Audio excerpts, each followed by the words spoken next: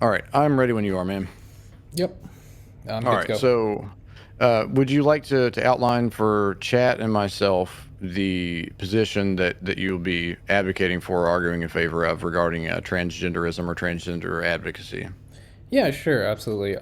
So my big question when it comes to transgenderism, I think most people agree that when it comes to treatment of people who are transgender, they should be granted like essentially the same liberties and consideration as like any other person. And I'm not really interested in that side of things.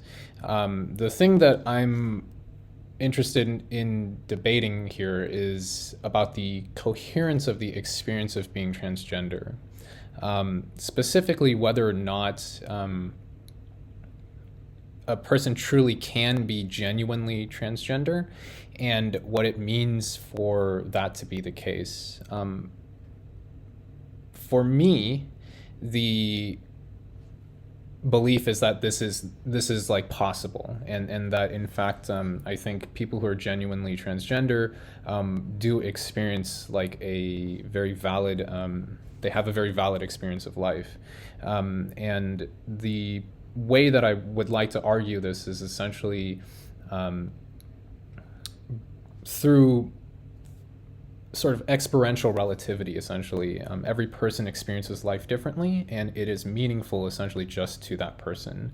An idiom that's related to this is if a tree falls in the forest and no one's around to hear it, does it make a sound?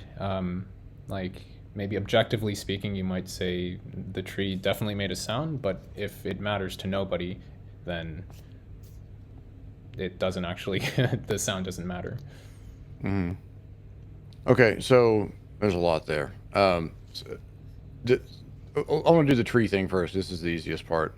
I think that whether there is a sound or not that occurs to us, the sound occurred.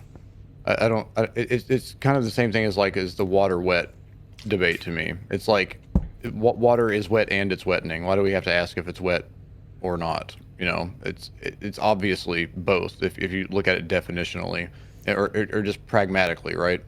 Um, and if we ask whether the tree made a sound, I would say yes, but it doesn't matter that it made a sound as far as humans are concerned. But the consequence of the tree falling is independent of whether or not we heard it. Right. So in Um, this case, for like transgenderism, the point is whether or not it matters. So mhm. in my case, I would say it doesn't matter because the experience is coherence, like the validity of the transgender experience is only relevant to that person. Hmm. So I would say that I wish that were the case. I wish that were the case. I'm very liberal on this position or on this issue rather. I I think that people should be free to do whatever they want to do with their own bodies, with their own lives, uh, to the extent that it does not interfere with other people's lives. So, and there's way more to that than I'm making it sound like, and I've already outlined some of this in the previous conversation. Like, do I think people should be free to drink? I do. I believe that you should be able to go out and buy alcohol if you want. I believe you should be able to drink if you want to. I also believe that you should face the consequences of the choices you make. I think that if you do bad things because you were drunk, then you did bad things. You didn't do them like you chose to do them. I guess is my point. You chose to do something that put you in a position to do these things that you may not otherwise have chosen to do, but nonetheless, you started the chain of events. It's on you. With transgenderism, I don't care if people I don't care if people want to dress like an opposite gender or an opposite sex, and I think there's an important distinction to be made between gender and sex, which I'll get to in a minute. I don't have a problem with people wanting to have sex with people of the same sex or gender. I don't care if people want to abstain from sex entirely. I don't care if people want to have sex with everyone they meet in their life. But there's consequences for all of these things that you're going to have to face. And if the consequence of you wanting to express yourself outwardly as something separate from what you are biologically, is that people make fun of you, or if people treat you like you're weird, then that's something that you have to deal with.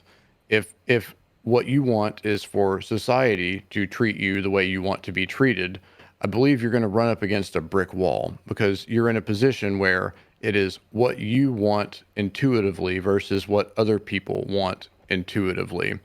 And the expectation that other people are going to treat you the way you want to be treated is brain dead, for a lack of a better term. The only way that you will ever be treated precisely the way you want to be treated is if you spend the time and the energy and possibly the money to put yourself in this position where you are this refined, well-honed, like master of manipulation of people's perception. I would say like the Kardashians are a perfect example of this. They probably are perceived by people exactly the way they want to be. And I mean that literally. There's people who love them and look up to them and wish they were like them.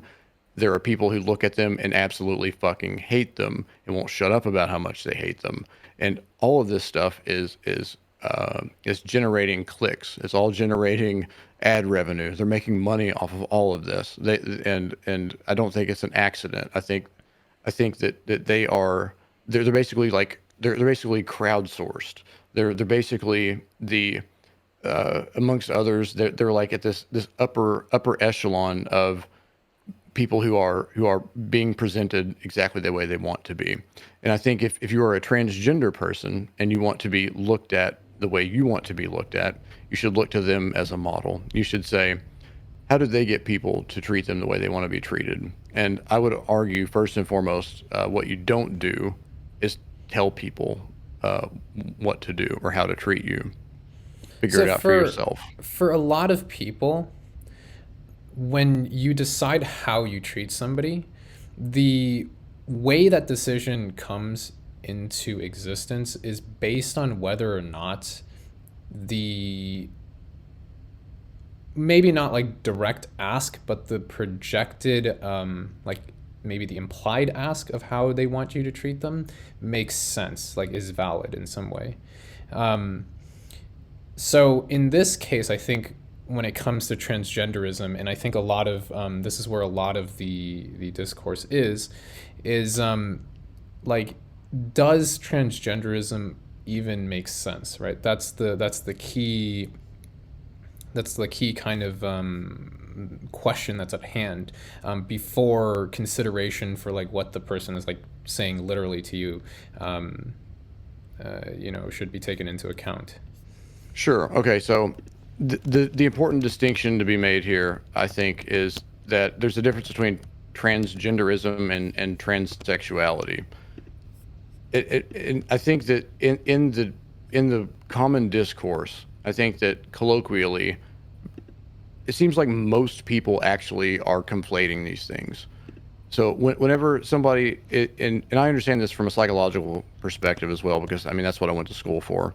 If we're, I thought you were in a math guy. Well, I could be both, right? I suppose. Fair point. So if we're asking if someone can be transgender, the answer is absolutely yes. No problem with that, because what is gender? It's just your sexual expression. It has nothing to do with biology. And I'm saying this for the benefit of our viewers, not for you.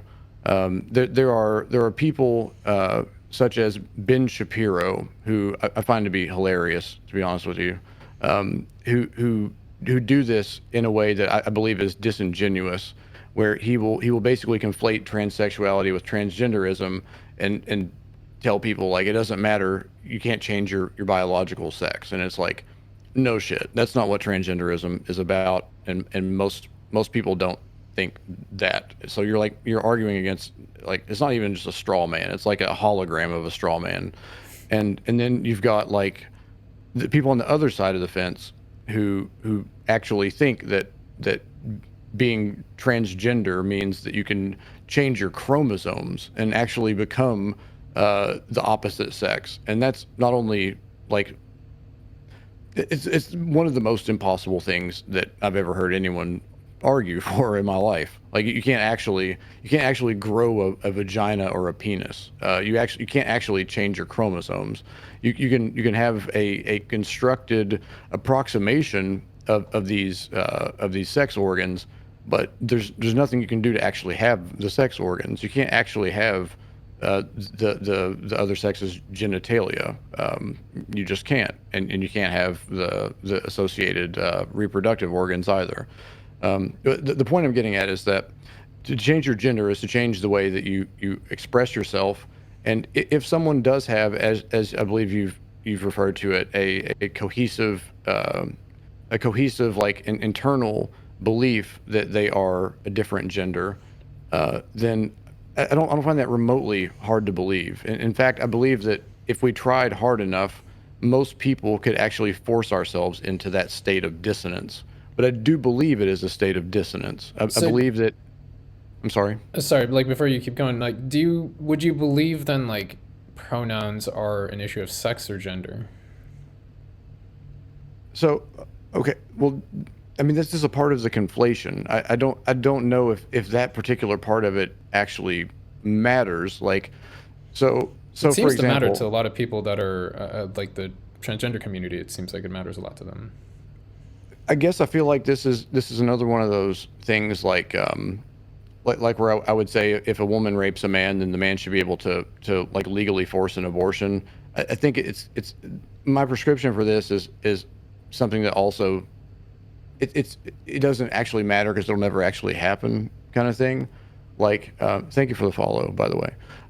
I think that I think that people should not expect other people to care what they think. I think you should compel people through the things you say to to get them over to your side.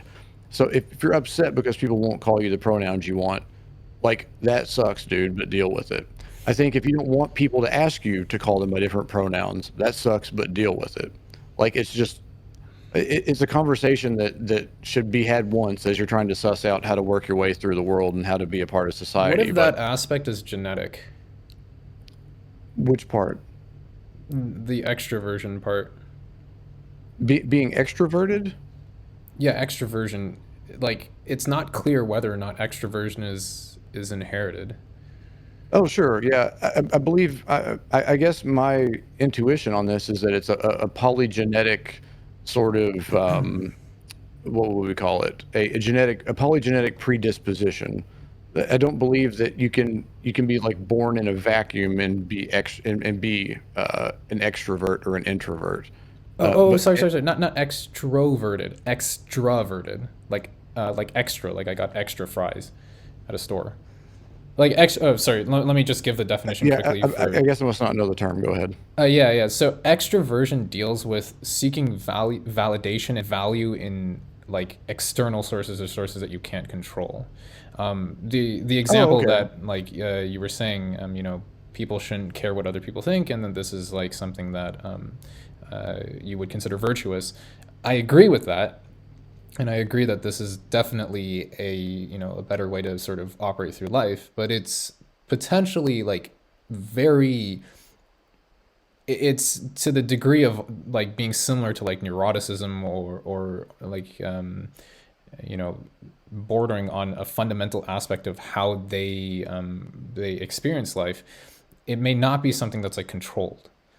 Sure. Yeah. My apologies. I misunderstood what you were asking me before.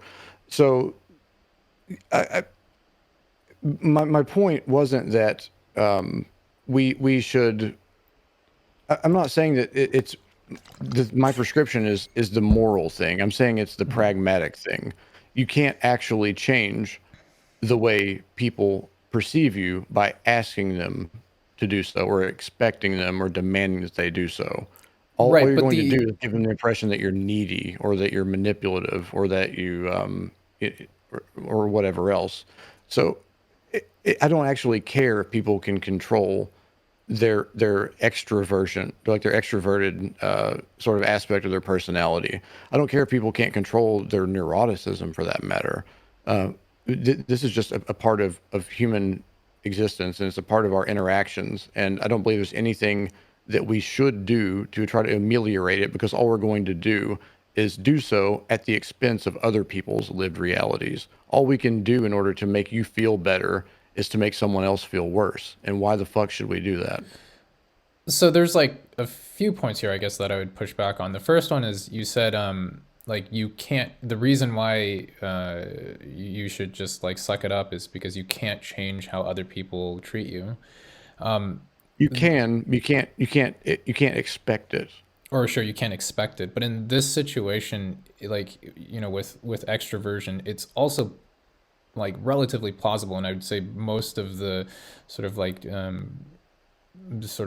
genetic psychology stuff that's been done would suggest that there's a fairly high inheritance of extroversion. It would make it also the case that you like can't really change like the inside part either, right?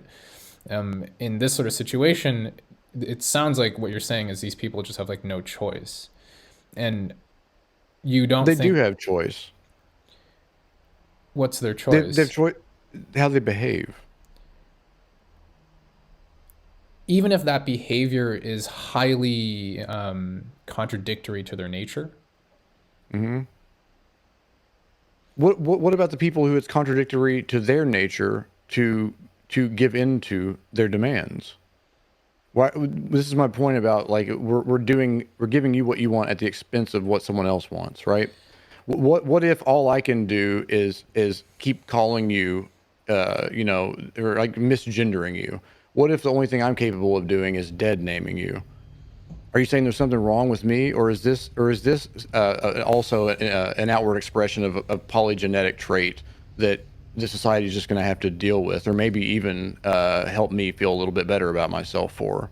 So if it is the case that somehow calling like maybe a specific person or a specific group of people like some pronoun that they don't associate with is, I don't know, like somehow genetically encoded, or like even not even genetically, but like sufficiently deeply encoded in nurture into your like psychology, then yeah, absolutely, it would not like it would be causing harm to these people, and I would argue that that comparison, like in terms of where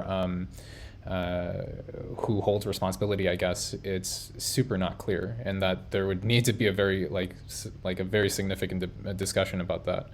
But I think for most people, it kind of hurts me nothing to say like, yeah, you want to be called like say a he and you're a she, or a she and you're he, like fine, fair with me. Like just tell me in advance and don't expect that I can read your mind.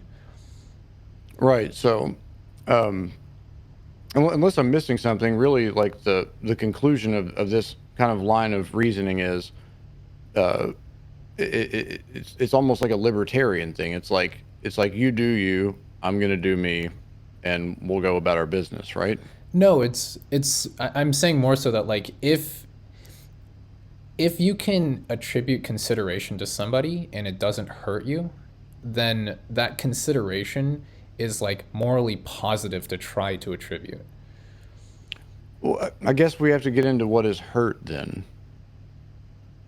Yeah, sure. An example of hurt would be, and maybe we're drifting a little bit away from what I was saying earlier about the coherence aspect, but um, if you're constantly experiencing life in a way where the observations from reality are contradicting aspects of like your internal you know model or whatever of how you think things should be, this can cause extraordinarily high distress, right? This is I think the term is like cognitive dissonance, and to the point where Right. oftentimes this causes trauma through like shattered hypothesis sets, for example, or just like a complete like world like breaking sort of event. Right, and that was my point before when I said that they're experiencing dissonance.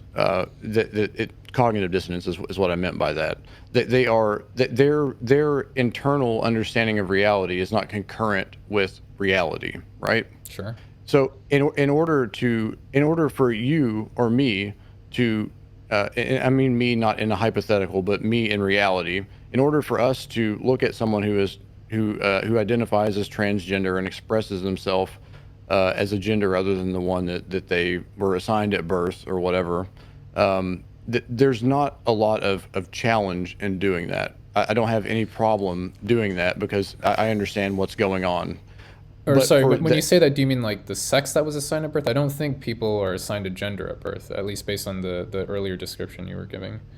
Well, they literally aren't. They're assigned a sex. That's Yeah. correct. But that's not. But transgender people aren't changing their sex. They're changing their gender, and they Hmm. believe, by and large, those who understand, I guess I don't want to say the literature. I think that's a bit condescending. Um, those who like use the proper nomenclature, I guess, within those sorts of communities and spaces on the internet, they would say that they are assigned a gender at birth, and that's the thing they don't appreciate. That's like the oppression is that they've been assigned a gender that is not concurrent with their actual gender. It's assumed that because I am a male or female sex, I am a male or female gender, right? The sex assigned at birth and gender assigned at birth are two totally different things. And the gender is implied rather than putting on a birth certificate. So let's say you meet somebody who's transitioned, Hmm. and this person is like requesting that the world, or not maybe the whole world at one time, but like people that they meet to refer to them and treat them as if they were, like, let's say, just, without loss of generality, let's say it's to treat them as male. Okay. Then in this sort of situation, do you feel like it would be better or worse to treat them as male? Neither. I think that if somebody wants to be treated as male, they should present as male in a way that is undistinguishable from what a male presents as. And if somebody looks and acts like a guy, I'm going to call them a guy. If they look and sound like a woman, I'm going to call them a woman. It really is as simple as that for me. If somebody doesn't, if somebody looks like a male, but they're actually a female, um, I'm absolutely going to misgender them because they don't appear to be what it is that they think they are. I'm not experiencing the same level of dissonance that they are. And So if they then request me to say something that I find to be inconcurrent with reality, I'm not going to engage in that delusion with them. gotcha. So in this case, like for you, like a transsexual that's um, completed their transition, you would have no problems like admitting the like coherence of their experience, basically. I do not believe there is such a thing as a transsexual. I do not believe you can change your sex. Sorry, like maybe we could I say mean, you like a literally can't. medically medically considered transition transsexual. Well, hopefully, I'll never be in a position where I have to see somebody's genitals to determine whether or not they followed through with their bottom surgery. Right, but But like if you wouldn't know, I guess is what I'm saying. Like, so if somebody has I wouldn't transitioned. assume or care. Like I would say, like I used to have a customer. I worked in retail for a long time, and Mhm. I had a really good customer that came into my store a lot. Who, at the time when I started managing this particular store, they had already been coming to the store for a really long time. Apparently, they pre-ordered all kinds of stuff. They were like one of our best customers the whole time I was there, and even before then. And this person had started transitioning briefly or shortly before I started working there. So the person that I saw in front of me was a guy that was trying to begin presenting as a woman. That's how I would describe it. I'm not trying to be a dick about it. That's just what I saw. I saw a guy like trying to be a chick, and he had he dressed kind of like a tomboy, and he had like kind of like tomboyish haircut, and he started taking the pills. So he was a super, super, super skinny guy. Like I was telling somebody the other day, like I honestly don't know if he was a female to begin with, if he would have had like a feminine like body structure because of how skinny they were, like borderline anorexic maybe. But he started to get like you could tell he was on hormone therapy, I think, because he started to kind of like the chest, or maybe it was just a bra. I don't know. Anyway, over time, Sure. he started having less and less like facial hair in the stubble, and his hair got longer. He started dressing more feminine, but he always came in the afternoons, and he always had a 5 o'clock shadow. It got to a point where it wasn't thick anymore, but it was still there. This guy always had a 5 o'clock shadow every time I saw him, and I didn't call him a guy. I didn't call him Mister or Sir. I wasn't trying to be a dick to this person, but you could not have. There's no way you could have ever convinced me to start calling it a woman, or she, or her, Okay, because this was so always a here's guy to like me. here's like the I guess like here's like where I would push you on is suppose like maybe 2 years later, and maybe this person has gotten very very rigorous with their I don't know, routines or whatever, so that you can't see like their maybe at noon they go to the bathroom and they'll like totally like pluck out all their hairs or whatever, and they'll do everything to make it so that they present as much as possible as a woman, and it's like very convincing. But you know that beforehand that they were male. Would you then, based on what you said earlier, which is that if they look like a female and they act like a female, you're gonna say like you're a female. Would you then like admit that this person is now coherently like a female? So the reason I'm giving this like anecdotal example is because in this circumstance, I still see the guy underneath. I still see Hmm. the guy that I've known for years. So no, absolutely not. However, if if I never knew this person before, I start seeing them at this point where they appear to be indistinguishable from a woman, then it's not a matter of me engaging in their delusion with them. It's not a matter of me capitulating to their requests or demands. It's a matter of them having taken the necessary steps to appear to the average person to be the thing which they say that they are, or that they want to be. I, like, not only would I call them a woman, I wouldn't have any reason not to. I wouldn't know that I was talking to a transgender person. I would think I was talking to a woman. Sure, but just by knowing them beforehand, like before, like in this case, I'm going to say transition, but by knowing them before transition, you would then like invalidate their like experiential coherence. Is that what I'm They getting? would be invalidating my experiential coherence by expecting otherwise. Okay, let me think. So,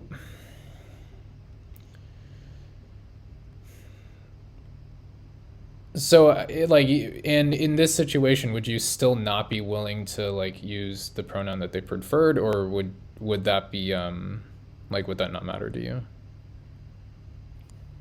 So this particular person, I went out of my way not to use pronouns. I went out of my way to like I knew his name, Hmm. and he had like a gender neutral name, thankfully. So I just kept calling him by his name all the time. And there was never any circumstance in which it mattered to me what their gender was, or what their sex was, for that matter.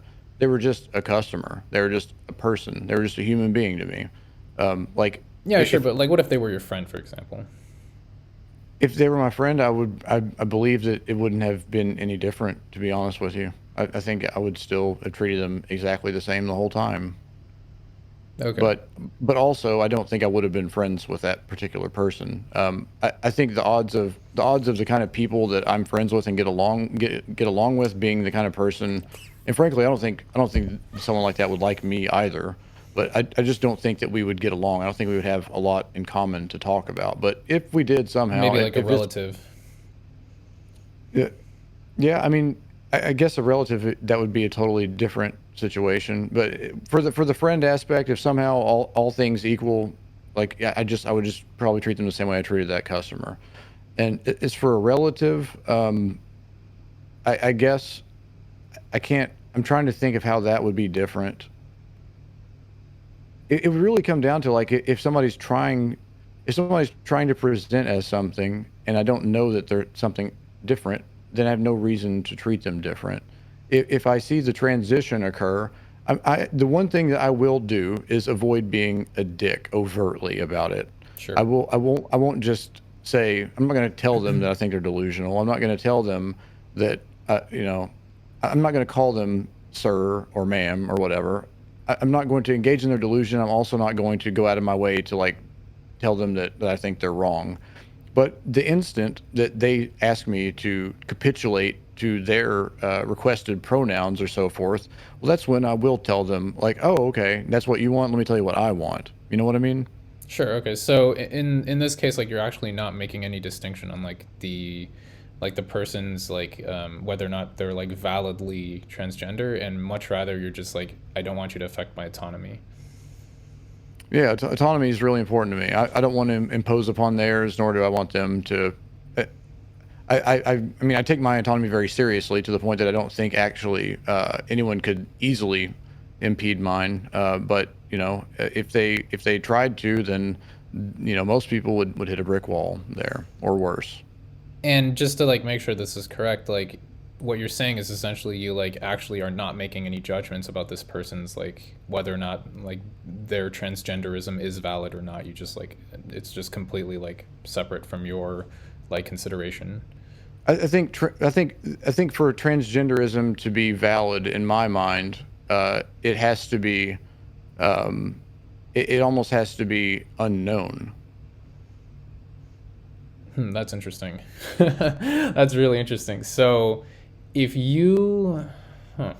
So if you didn't know the person, then you would you would be fine saying that their experience.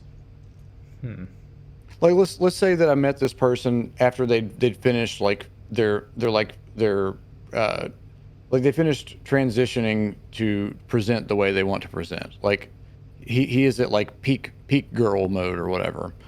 And I meet him at this time, and like I think it's a girl, and I'm calling it, you know, ma'am or he she her whatever the hell else comes up in conversation organically.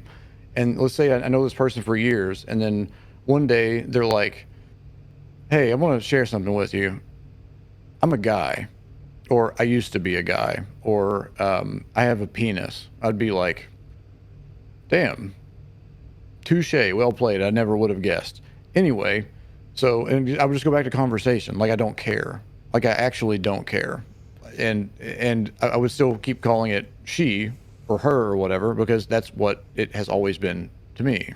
Right. So the only case in which you would like question the like validity of is essentially if you saw them go through the transition and like in your mind your first impression, I guess, or maybe your like initial impression is probably the right phrase here, is like opposite of what they're hoping to transition to.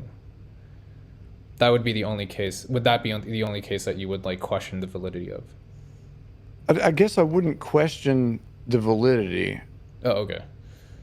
I just I wouldn't I sincerely wouldn't care is the thing. Like I don't I'm not gonna like snicker at them and be like, you think you're becoming a woman, and I also wouldn't. Um, I also I guess there's just like there's no internal conversation about it. It's just like, okay, people are people. To me, it's almost like a trendy thing. It's almost like it's almost like they're just doing this thing because it feels like the right thing to do. To me, it's almost no different than like becoming an emo or a goth um, or something like this. It's somebody trying to look and present in a way that is concurrent with their view of themselves, or is intended to change other people's perception of them, or both. It's probably both on a sliding scale somewhere for most people. Yeah, sure. Like I guess in this case, like there's not there's not a huge amount to debate here, I guess, because like for me, it's for me the sort of like where this is relevant, I would say, is that for a lot of people, whether or not they make a either they would consider a change in their behavior, or whether or not like abstractly when they're looking at the topic they would think like, oh, this like makes sense, and therefore I'm willing to engage with it, is based on an idea of whether or not that thing is like valid in some way, right? Can I justify like the thing that's happening, that I'm being confronted with? And the hardest thing for me is this kind of back and forth, and if you're willing to keep going on this topic, because it sounds like, personally speaking, Sure. you don't actually have an opinion here, but like, with regards to objective truth, it is, objectively speaking, very difficult for somebody to understand what it means to have the experience of something that they're not, especially when there essentially is no mechanism outside of projection and maybe like consumption of media for you to do this. Like, this is like an incredibly, what I would consider an incredibly like not precise way to make a judgment. So if we believe that there are sort of objective notions of, say, for example, male versus female, then, like, at a gender level, not necessarily at a sex level, then it is incredibly difficult for me to validate if, say, I'm a guy and I'm like, actually, I'm a girl. Like, it's so hard for me to say, like, that makes sense, right? But then simultaneously, I would argue it that would only be important if the experience is meaningful objectively, meaning it extends beyond just my subjective comprehension of it. And in the case where it's just like, I'm a girl because this is what I think a girl is, and that's all that matters, then it's like very easy to justify. So there's kind of this like clash in my head as to like whether or not you would describe transgenderism, like if you're like looking at it abstractly, or like from the outside, or analyzing it or something like this, right? Like whether or not you would say that that is something that is coherent. So I feel like I've thought through this all the way, and like went back over it multiple times to the point where my understanding of it probably appears not to be especially nuanced, but that's only because it's like flattened. If you know anything about like making a PDF, for example, like Sure. with all the elements, you bring in all these disparate things, you put them together, and you flatten it into one file. That's kind of like where I'm at here.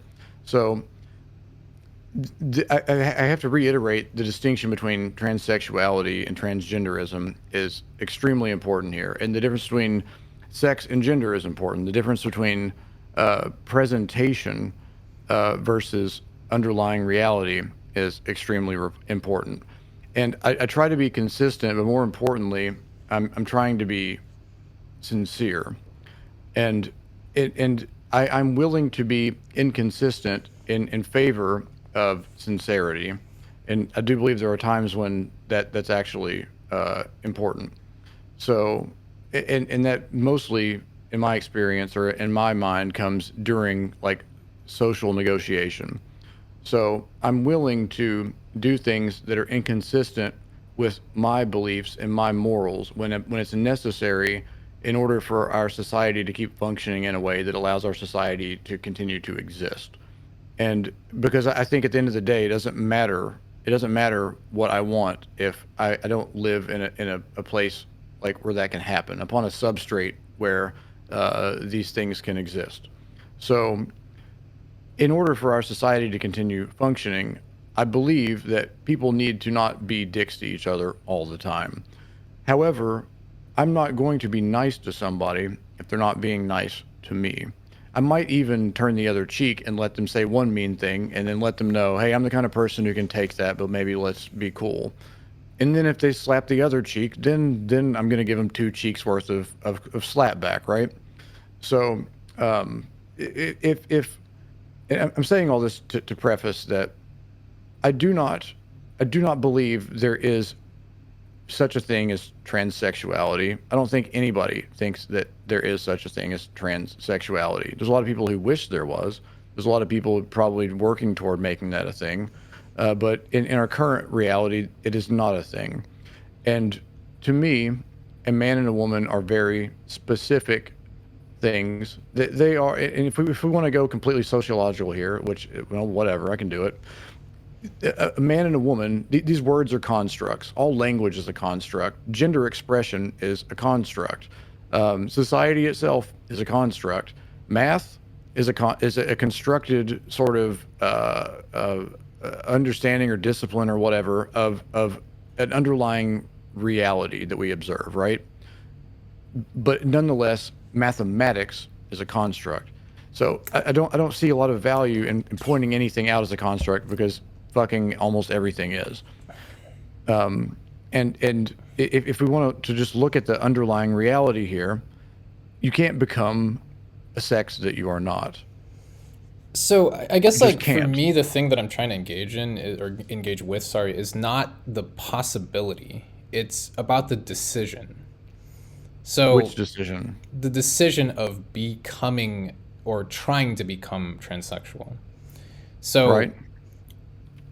in a like again, like maybe you don't want to entertain this hypothetical, but suppose there's a case where some magic technology exists and you're able to just fully transform all of like your DNA into like from either XY or to XX, right? Like somehow this just happens.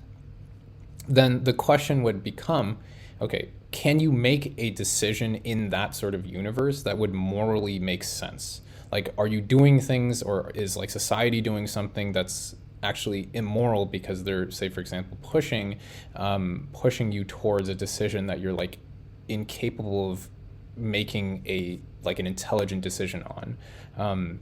I think the hot term nowadays is like informed consent, right? Mm-hmm. So this is kind of more so what I'm trying to get at with the coherence issue. And simultaneously, I think this is something that is really important for a lot of people when it comes to engaging with like either the transgender community or transgenderism in general, is that like if it's possible to make that decision in a manner which doesn't violate some sort of like coherent like any sort of like coherence in terms of how you're being aware of your life, yourself, your environment, then it would push me at least a lot closer to saying, okay, now there's a lot more to think about. But if it's in fact the case that fundamentally this decision is impossible, then I just don't want to engage with like any of the rest of the dialogue, right? But So do you not see this as society forcing you to examine your coherence? no, I don't, because so okay,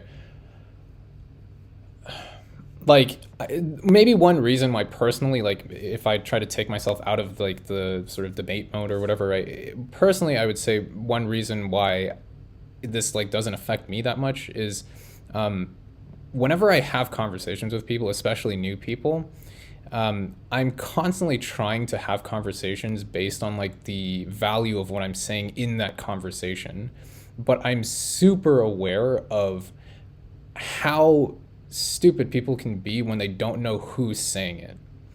An example of this is, like I have sometimes science conversations like maybe they're closer to just arguments and screaming on the internet or whatever, right? With people who maybe graduated from fairly decent universities but haven't had a huge amount of experience with science. And I say something that's a little bit more nuanced than they're used to, and maybe it makes them uncomfortable in some way or something like this, right? So they're like compelled to try to argue with me because they're like, oh, I go to like Oxford, I go to Cambridge, or I go to some like snazzy university, and I know more than you. But like in that situation, if I just tell them like, oh yeah, like did you know actually one of my YouTube videos is like cited in a physics paper, the conversation's tone would completely change. And I'm aware that like this type of like almost like an identity shift in the perception of other people can have huge effects in terms of how they're treated and in terms of how like they are able to operate and like sort of navigate through life. So because this is something that personally like I think a lot of experience with, it isn't so like insane that this type of question is being posed from, say, for example, the transgender community towards other people. It seems like something that if a person is and as we're using the terminology or for gender as meaning like how somebody expresses their sexual characteristics in some way, and that somehow influences them societally speaking, right? It would makes sense to me that the question whether or not this should be considered at a deeper level, like that really I think makes sense to me. So I think the probably the biggest problem that the internet has created for society, and I'm kind of, I don't know, but I think that honestly maybe this particular problem might outweigh all the good the internet does, and it is that it forces us to sort of pseudo anonymously interact with people from every walk of life, with every imaginable kind of educational experience on the spectrum, people who are able to present their true beliefs as false and present their false beliefs as true. There's so much information that interacting with reality has just taken on an entirely different sort of dimension over the last 20 some years. We are willing to entertain ideas, I think, that we ought not entertain. We are offended by things that we ought not even had to have read in the first place, and we frankly didn't have to read. We didn't have to think about so many of these things not that long ago, and it's great to a certain extent that we're capable of doing this now.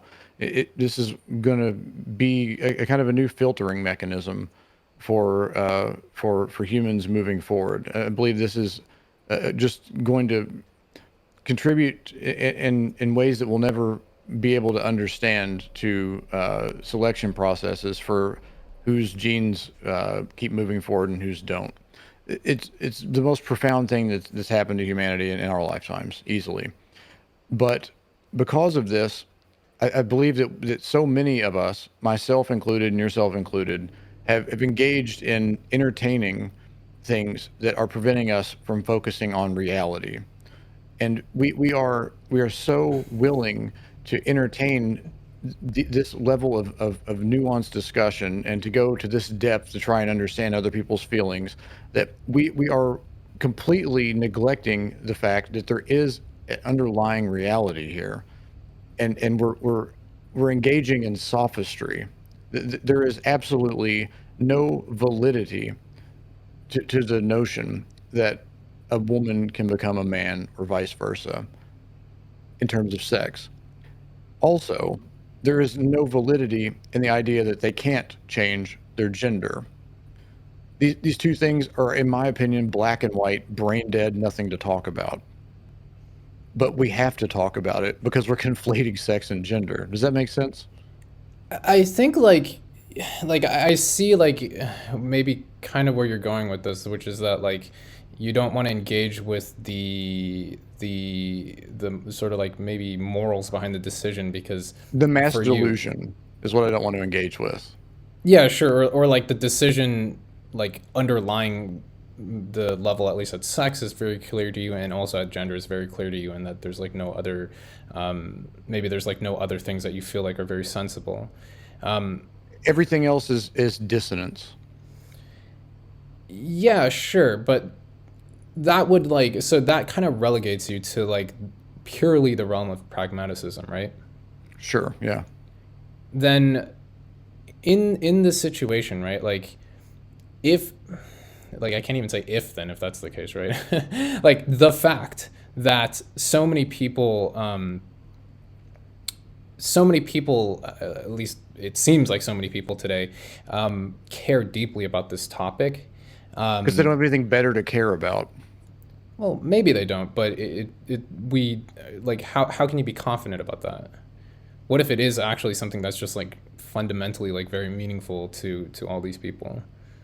I say we go poll a community in Africa in some impoverished nation and ask them if they feel as if they are being properly treated by as it pertains to their defined genders.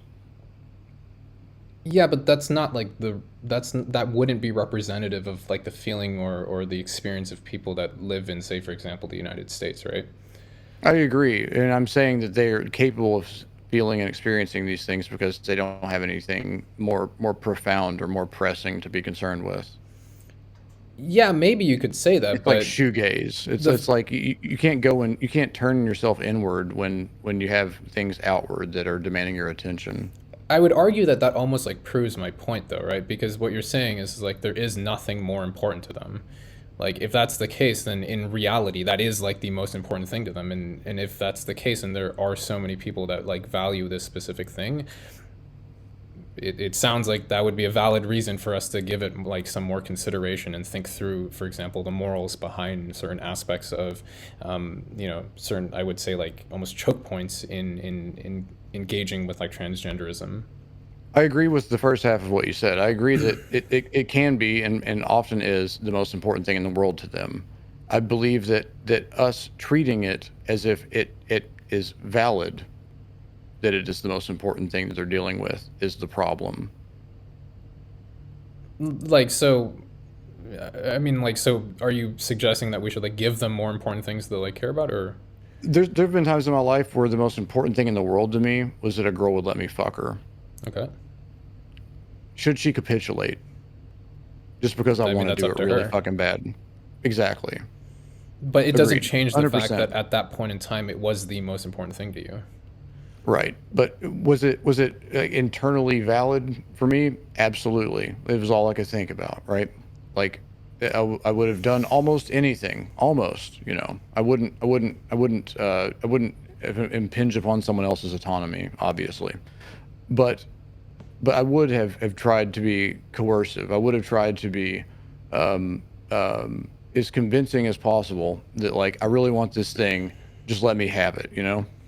So if that is valid, then this is valid, right? Like, Yeah. in but in my reality, my feelings, although understandable, it's something that it betrayed a sense, a sort of internal inconsistency, wherein I was able to for a while eschew my feelings about other people and just focus on myself. Just think about what it is that I want and what I need and what I need in order to feel validated.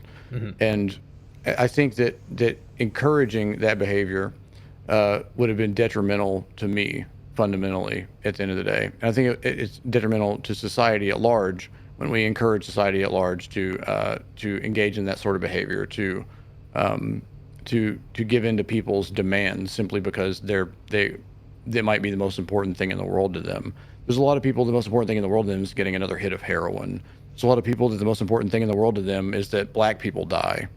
Like, Right, but like this is that's like crazy. if you're arguing from the pragmatic perspective, right? Then like let's say for example the heroin case, it I'm might arguing actually be. specifically against your justification for being concerned.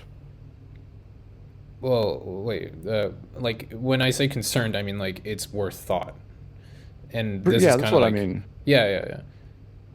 I don't think it's worth considering somebody else's demands that they get heroin or that people of another race die.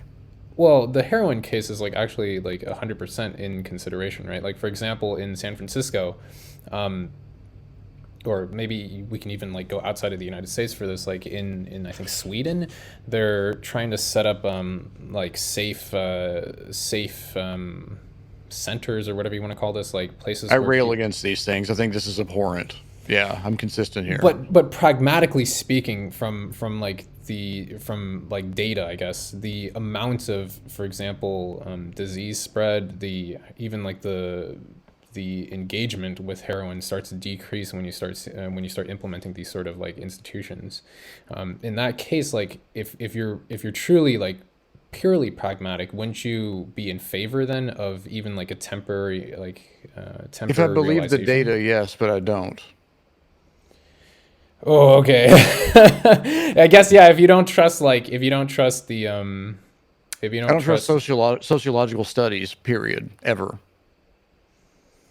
um, Flat out. I just don't. The impetus to create data sets that show you what you want to see, that justify funding. I believe the system is corrupt. I think it's wrong. even if it's done by like a party that's like uninvolved in like the funding or the funder or fundee Are or they the not funder, paid to do the study? Do they not want to be paid to do the next study? they're not like they're totally objective. They They're can't be. it's not possible when there's a No, money no, motivation. there are institutions that are like funded by tax, for example, that will like conduct these studies, and the payment is totally like unrelated to, say, for example, the heroin like institution. Hmm. Yeah, I no, I reject the You still wouldn't idea. trust it. Okay. No, because I still don't believe it's objective. What about like police statistics? Hmm. So, well, I guess on a certain level, I say that the police statistics are giving us a sample that we can look at and infer something from, but I don't trust that they're like perfect. I think a lot of things go underreported. I think there's a lot of evidence to suggest that as well. And you wouldn't grant the same charitability to like, say, the statistics that are being collected on like the effects of like these sort of institutions for trying to mitigate like issues from heroin usage? To a lesser degree, yes. Okay. Yeah. But not enough so that I think that their prescriptions are valid. Sure. I mean, like if that's the case, like it's like kind of impossible because there's it's impossible for us to sort of like make any ground here because the fundamentally I feel like you have to at some point rely on in empiricism without just going insane essentially. I Yeah. agree.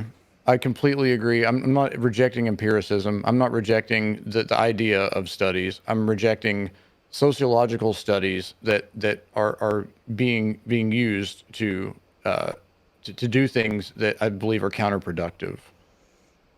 Right, right. But like for me, I guess like so in your case, like you have some method of judging productivity that is seemingly like not inclusive. Intuitive. Yeah, or not inclusive of the data. And for me, like I don't feel I have the ability to do that. Like for me, the decision if I try to like step it back, at some point I always say I need to trust the data. Like that's the thing that would tell me. And then because of that, like I like my like sort of argument point has to be from like this sort of data collection. So I say when all else fails, go with the data. Absolutely. But I don't think that the data should override common sense. And I believe that and well, obviously that's a stupid thing to say. I'll take that back. I don't think that I think that data should be considered when making decisions. And I think that when all else fails, when you can't make a decision, you probably go with the data-driven decision. But I believe there's a lot of circumstances in which the data prescribes that we do things that turn out to be really bad ideas. true. I mean, like sometimes the data says we should put certain things in the water in order to mitigate the risk of other things being in the water. Well, it turns out a lot of times there's really serious consequences of the things that we put in the water to get rid of the other things. You know what I mean? Yeah, yeah. Like, Like there's I mean, like given like I understand there's like a lot of skepticism, especially with like policymakers. Like I'm not going to deny that, but like I'm trying to like in this case, like let's say these people are doing their homework correctly and everything is like done with the right consideration. Like this case with the water, for example, probably wouldn't happen. And I would hope, and I'm not sure. This is why, like, I feel like I can't push here anymore, is because I just don't have enough information. But I would hope that in making the decisions for say like these like safe heroin sites or whatever, that they have like done the proper consideration for like all the aspects. But I so can understand the skepticism. let's think about something that I'll tell you one thing that I doubt the data considers, and I'll tell you something I know the data doesn't consider. Okay. So one thing the data I doubt considers is the number of new heroin users created by the lessened social stigma attached to being a heroin user, and the lower risk associated with becoming addicted to heroin, knowing that there is this social safety net they can fall back on. Is that something that's included in the data? Well, it's impossible because that would only be includable after the implementation of these institutions. Sure. So that's a perfect.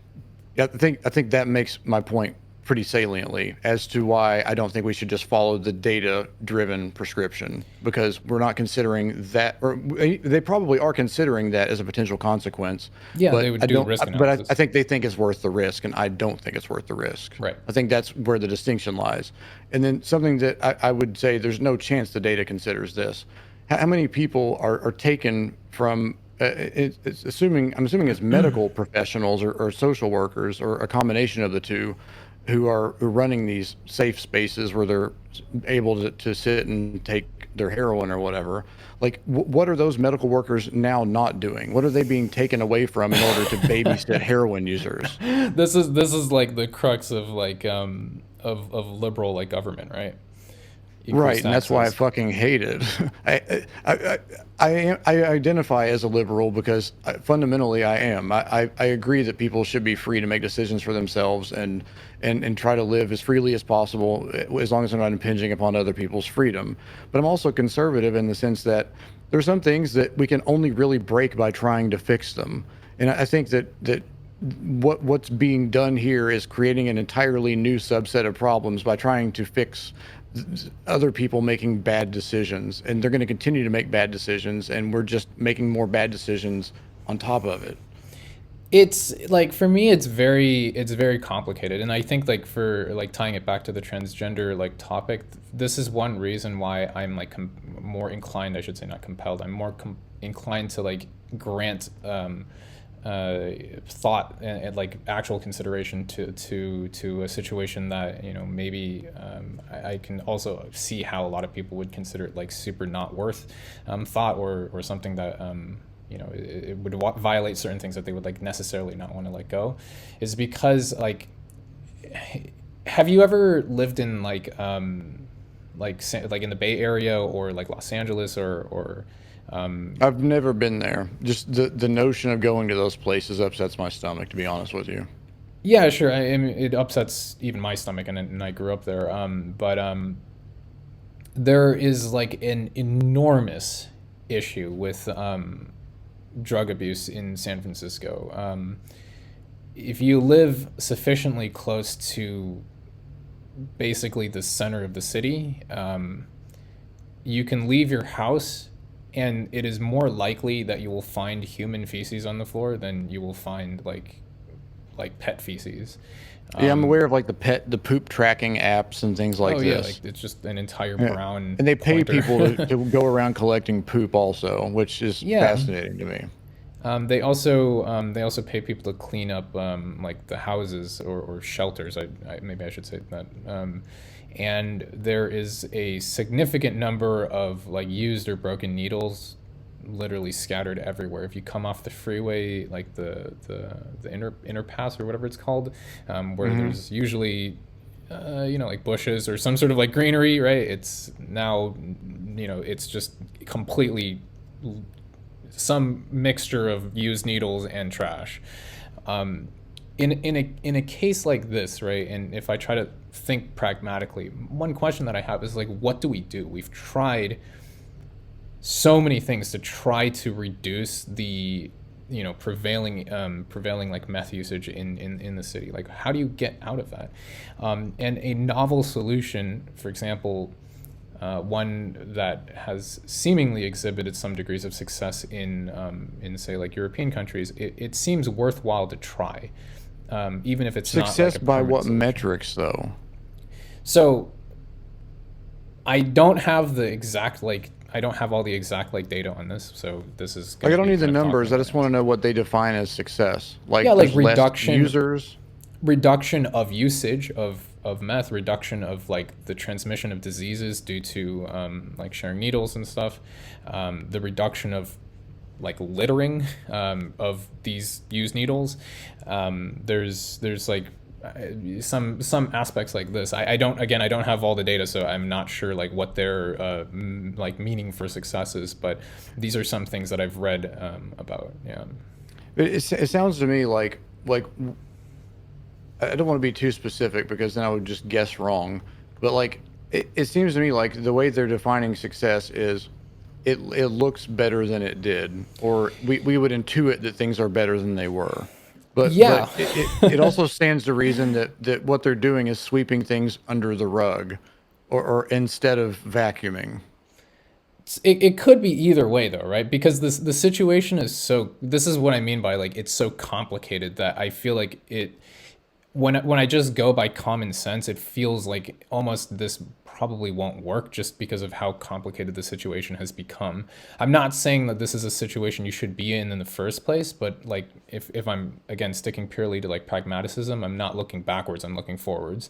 So in terms of like solving the say meth crisis in San Francisco, I have no idea how you would approach that. And everything that's like essentially been tried so far has been is like you're kind of like taking buckets of water out of the ocean.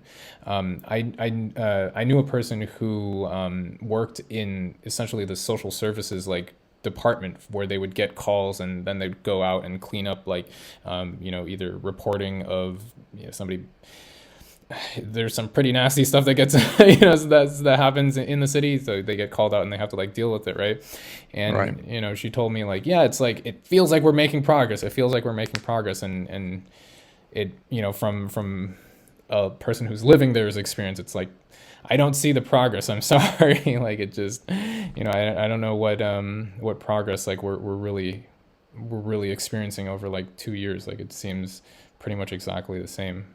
So I won't go as far as to make the whole like this is why Rome fell kind of arguments, but I do think that societal collapse necessarily does occur in every civilization, especially violently and catastrophically in the great civilizations such as ours. And I think it all comes down to we've become so decadent as to believe that we can solve all of our problems with our with technocracy. With like we are so smart that we can be stupid. We are so innovative that we can keep trying this old shit over and over again, and eventually it will work. Or we're so clever that anything we make up will just work. It's like we have all these intuitive feelings that we can use to like convince ourselves that it's okay for us to sleep at night, but it's not. We are literally refusing to manage our decline, and therefore we're going to implode because of it. And I believe that what you're seeing in that area of the country is probably the most salient illustration of that. The income disparity is cartoonish, and yeah. and the people who have all the money, the people who have all the power, are just they think that they have the solutions to all the problems, and every time they come up with a solution and try to implement it and it doesn't work, it doesn't mean they're wrong. It doesn't mean that they're incapable of solving the problem. It means that we need more studies. It means that we need more progressive ideas. But I would argue that we should probably like go back to some Stone Age ideas here. I think that we should go back to accepting the fact that natural selection is a thing. And I am very sympathetic to the people whose lives have fallen down the drain and they're like literally living in gutters and so forth. And I don't want that. I wish we could do anything about that. But I would rather not society go down with them. I would rather just let them select themselves out of the gene pool at this point. So like Same goes for the plutocrats as well. So, like, I guess, like, for me, I feel like when it comes to situations or topics that are, to me, I guess, like, more complicated than, like for example, the transgender issue, and we've kind of branched off a little bit to this, the state of the Bay Area or state of Los Angeles, in attempt to make an analogy here. But I think with these sort of cases, it feels very hard for me to take such a almost like a blunt action, due to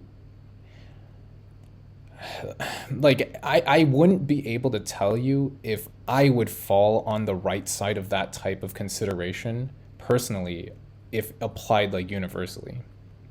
And because of that, it feels unfair to apply it to what would otherwise be a very important thing to a group of people.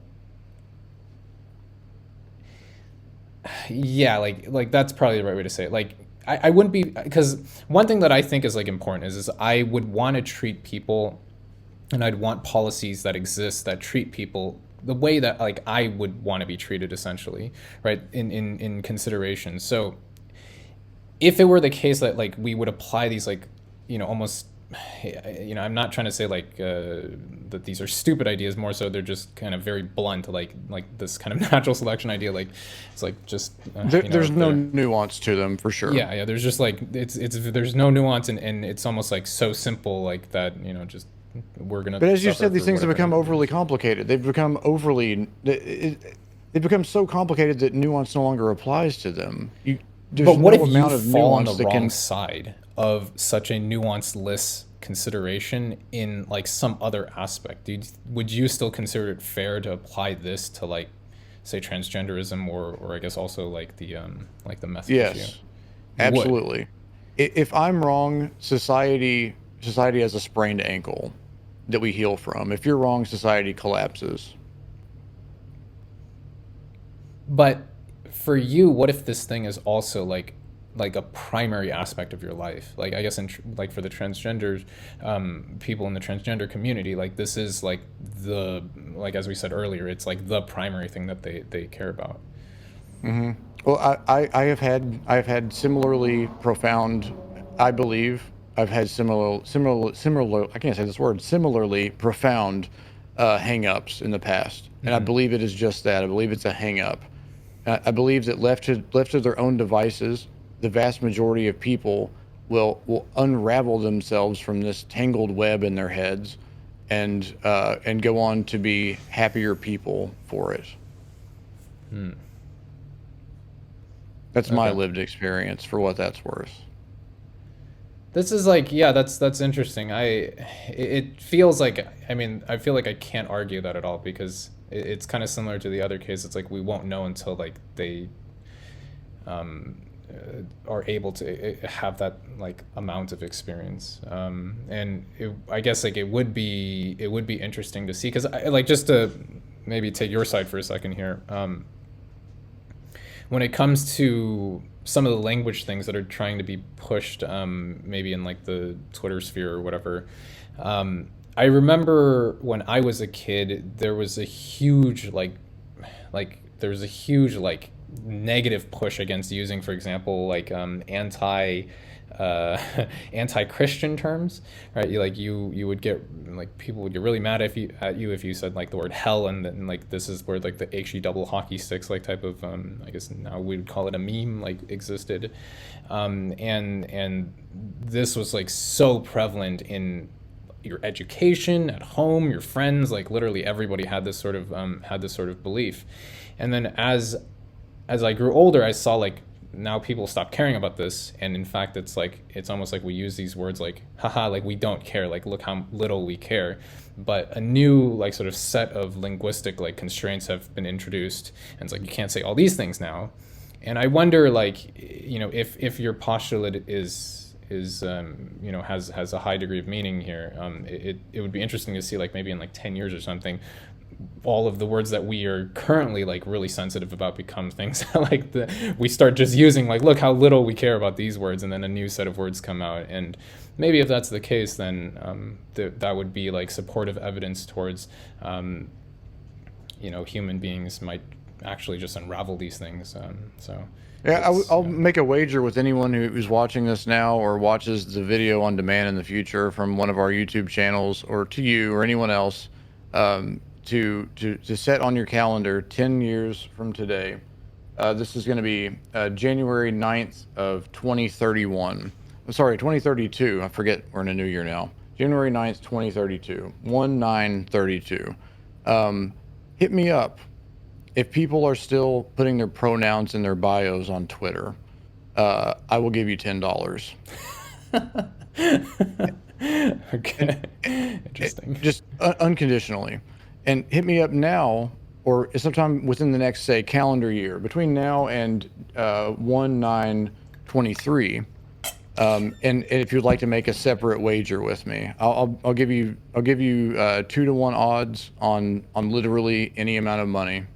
Well, up to $1,000. Let's say $1,000 if I'm right, and I'll give you 2,000 if you're right. But we're gonna put the money in escrow now, though, so that you can't go back on it later. This is a fad. It's a fad. That's all it is. Wow, that's some conviction. I will Positive, concede I yeah. am not as convicted. That is wow, okay.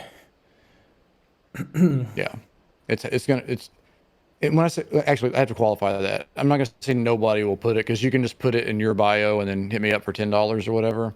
it will not be something that Yeah, is not fashionable. significant. Yeah. It won't be significant. No, it'll be, I would say, less than 10% of people will still be doing that. But I mean, we still have like an example of what this will look like in the future. Are you familiar with the TERF movement? It's especially prevalent in the UK. I'm not So sure. this is a group of like the last wave of feminism, not the new feminists. They call them trans exclusionary radical feminists. This is a Oh, okay. pejorative ascribed to them. They don't call themselves this, but like feminists who don't think that trans women can be a part of their movement, right? And I find it hilarious because it's like the old guard of like the social sort of punk movement versus the new one, and they're being called radicals now.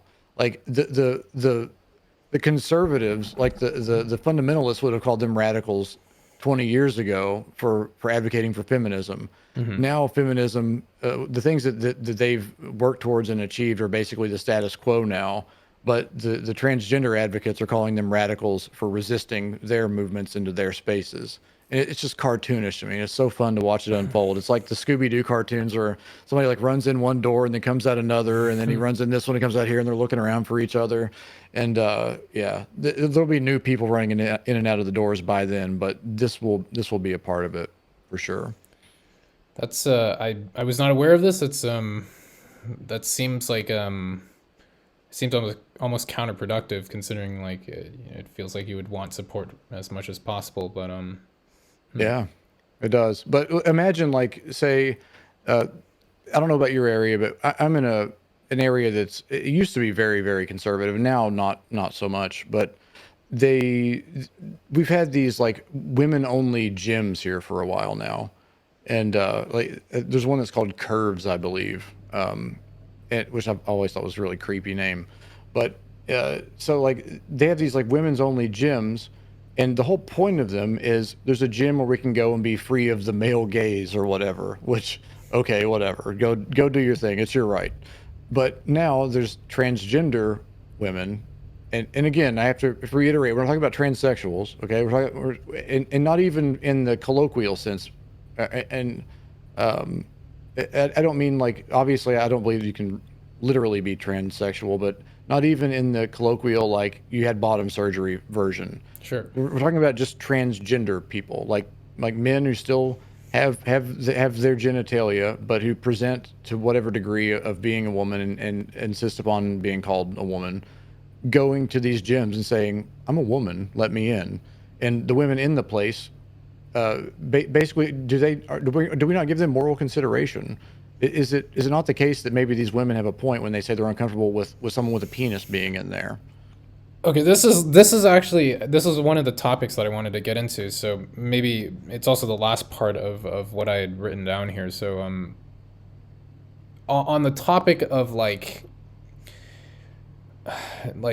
integration of transgender is, or I want to say like the integration of transgender consideration into society. Um, very related, or like tangential, not tangential is the wrong word, but like very related, is the participation of I don't think there's as much spiciness, I guess, for the male to female case, or sorry, I don't think there's as much spiciness for the female to male case, but the male to female case for participation in sports in like high school and college. Um, do you think that it's worth like do you think it's worth like, or how do you handle that situation in terms of like moral consideration for, let's say, the female athletes, and in your case, your example, or not example, but your anecdote here, it's like the moral consideration for the female gym attendees. Like what's the like, what do you think is like the prescription, or where would you go with the prescription? Where would you like first like look towards? Well, I think a big clue is in something you just said already, but yeah, I think you didn't. I don't think you think of this as heavily as I think we ought to. You said that this is something we only really consider with regard to the transgender women, right? I think it's significantly more. It's more like the impacts or the effects, I guess, are more like tangible. Yeah. Why is that? Why is that impact more tangible or more profound or more relevant than the transgender men? So maybe like, so I competed in sports for a very long time in a lot of different sports, but I wasn't like at the most elite level, so maybe I'm like lacking some experience or something like this. But basically, at least when it comes to anything that has like contact involved, men are significantly advantaged in these sort of sports in comparison to women. So the inclusion of, say, male to female transgender in the female category or traditionally female category for sports is like, one, kind of endangering to other participants, and two, the question of fairness like immediately comes into play. Totally agree. And I think that this is I think that this is another one of those things where it's like any further consideration is basically like a waste of society's brain calories. Like it's just so intuitively obvious that and we've done so much research on this that we have pretty conclusive data on this as well. So I'm happy to include the data here, not because it supports my feelings, but because I think it's just there's just so much of it. There's the breadth of data that we have. Men are bigger, stronger, faster, generally just more athletic than women in virtually every imaginable physical competition that you could have. It doesn't mean men are better than women. It doesn't mean that men are more important than women. It doesn't mean it doesn't. There's no pejorative that I would ascribe to women or any sort of statement of whatever the antonym of that is for men. Um, th- it just doesn't matter. Men and women, if competing together in sports, the women are going to be dying a lot. If women were wide receivers in football, there would be very few that could withstand like just an outright blindside tackle from a linebacker. They would just literally die. You know what I mean? So Maybe not die, but yeah, I know what you're getting at. Yeah. the ribs would collapse. They would impale their lungs and they would die. Like I'm not trying to be like violent about it, but it's just intuitively, if you just think about it, there's not a lot of women who are built like that. There's virtually none. But if they did want to compete in that, they would be allowed to in most major sports in America today. They don't actually have like bylaws saying that women can't do it. They just don't, and there's a reason for that. I believe there's in collegiate sports, there's been a few women come in and play football, like as kickers and things like this, and they can be tackled, and that's like makes me nervous as hell. Like I don't have a daughter, but I feel like if I had a daughter and she wanted to do something like this, I would. I don't know if I could actually tell her no, but I would try really hard to talk her out of it because I don't like the idea of her getting demolished by some guy. Sure. Um, but that's one aspect of it, and just think about that on the flip side. Now think about someone who's had the benefit of being a man, of having male hormones, of having male DNA, every single chromosome in a man's body. And I hate to use another Ben Shapiroism here. I don't know if you know who that is, but he's kind of I a know Ben debate bro. Shapiro. I'm And assuming this is this like is something he says commonly or something, right? he does, and this is I think this is salient though. He says that every single chromosome in a male's body is male except for like half of his sperm, right? Because there's like male and female sperm or whatever. Um, so Something like that. I don't know the I don't know the biology behind it, but sure. like the idea is that everything about you is a man until you start transitioning. And even then, you still were built as a man. You still grew up as a man. You're still physically superior isn't the right word, but physically like more imposing. You're larger, you're faster, and in a one-on-one competition, it's objectively unfair. In a team sport, it's like cheating. I think to have a man on the team. So So, I just think that it's intuitively brain dead to even have the argument. well, so let me like see if I can kind of like not pull this back. What's the right phrase? It's to like trying to recontextualize this a little bit. The pro transgender, or maybe the transgender siding argument, is that suppose you're an athlete and you are, let's say you're in high school, right? And you want to compete, maybe not in like football, but let's say you want to compete in like the 100-meter sprints. You're trying to run track and field. Essentially, the separation between admittance of transgender athletes, say from the male to female transgender athletes, the separation of them from being able to compete in the female like category. What's kind of being done is like you're forcing a decision onto these competitors as to whether or not they're going to choose their sport over choosing their like gender identity. And in some cases, it's going to the level of like impacting their biology, which I'm not actually. That's not true. I'm saying it's based on sex, not gender. sure, And you can't change your sex. yeah, I get like your position here, but I'm trying to give like the transgender siding argument here, right? So But well, I'll address that too, though. okay. And I'm not trying to interrupt your or disrupt your point, but I'm going to have the same opinion no matter what you say. Men and women, there's a reason there's a distinction between men's sports and women's sports. If you think that distinction doesn't need to be made in a particular sport, such as say track and field or running or whatever, why not get rid of the male and female categories and have it just be gender neutral? No, no, no. Like anybody who's run track and field in like a non-zero degree, like would be in favor of the separation. That's what I'm saying. What I'm actually trying Then to get why you try at, to break it? no, what I'm actually trying to get you at is I'm trying to see whether or not you care about the validity of like transgenderism. Because in this case, one thing that like people would say is like, okay, you are kind of forcing the athlete to choose between their like gender, even the potential for their gender expression in the future, because after you go through puberty, the effects of like the current treatments or the current whatever that we have, it's significantly reduced, right? Whereas like if you're doing it at a much earlier age, the effects are going to be a lot more like maybe real, quote unquote, looking as you mature.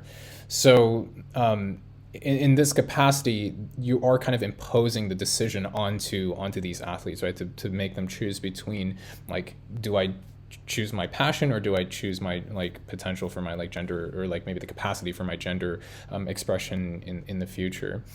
And what I'm trying to ask or tease out of you is whether or not you care that this imposition is like meaningful in any way to these people. And then the second thing is like, why, like if you say it's not meaningful and like that we don't actually care that we're imposing this decision on them, is the reason for that because you feel whether or not they should have to decide, for example, on influencing the capacity for their gender expression in the future, if you feel like that's not valid.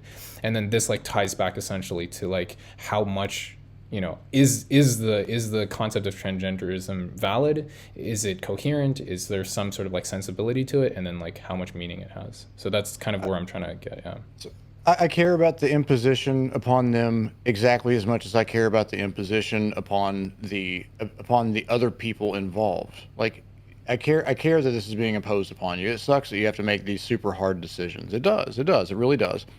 It also sucks that a girl has to have imposed upon her the idea of competing against men, right? Sure. That also matters. It also, believe it or not, I feel like I shouldn't, but I do feel imposed upon that I have that as a member of this current society that we're in. I keep having these questions imposed upon me, and I keep having to watch other people talk about these things instead of talking about things that I actually care about.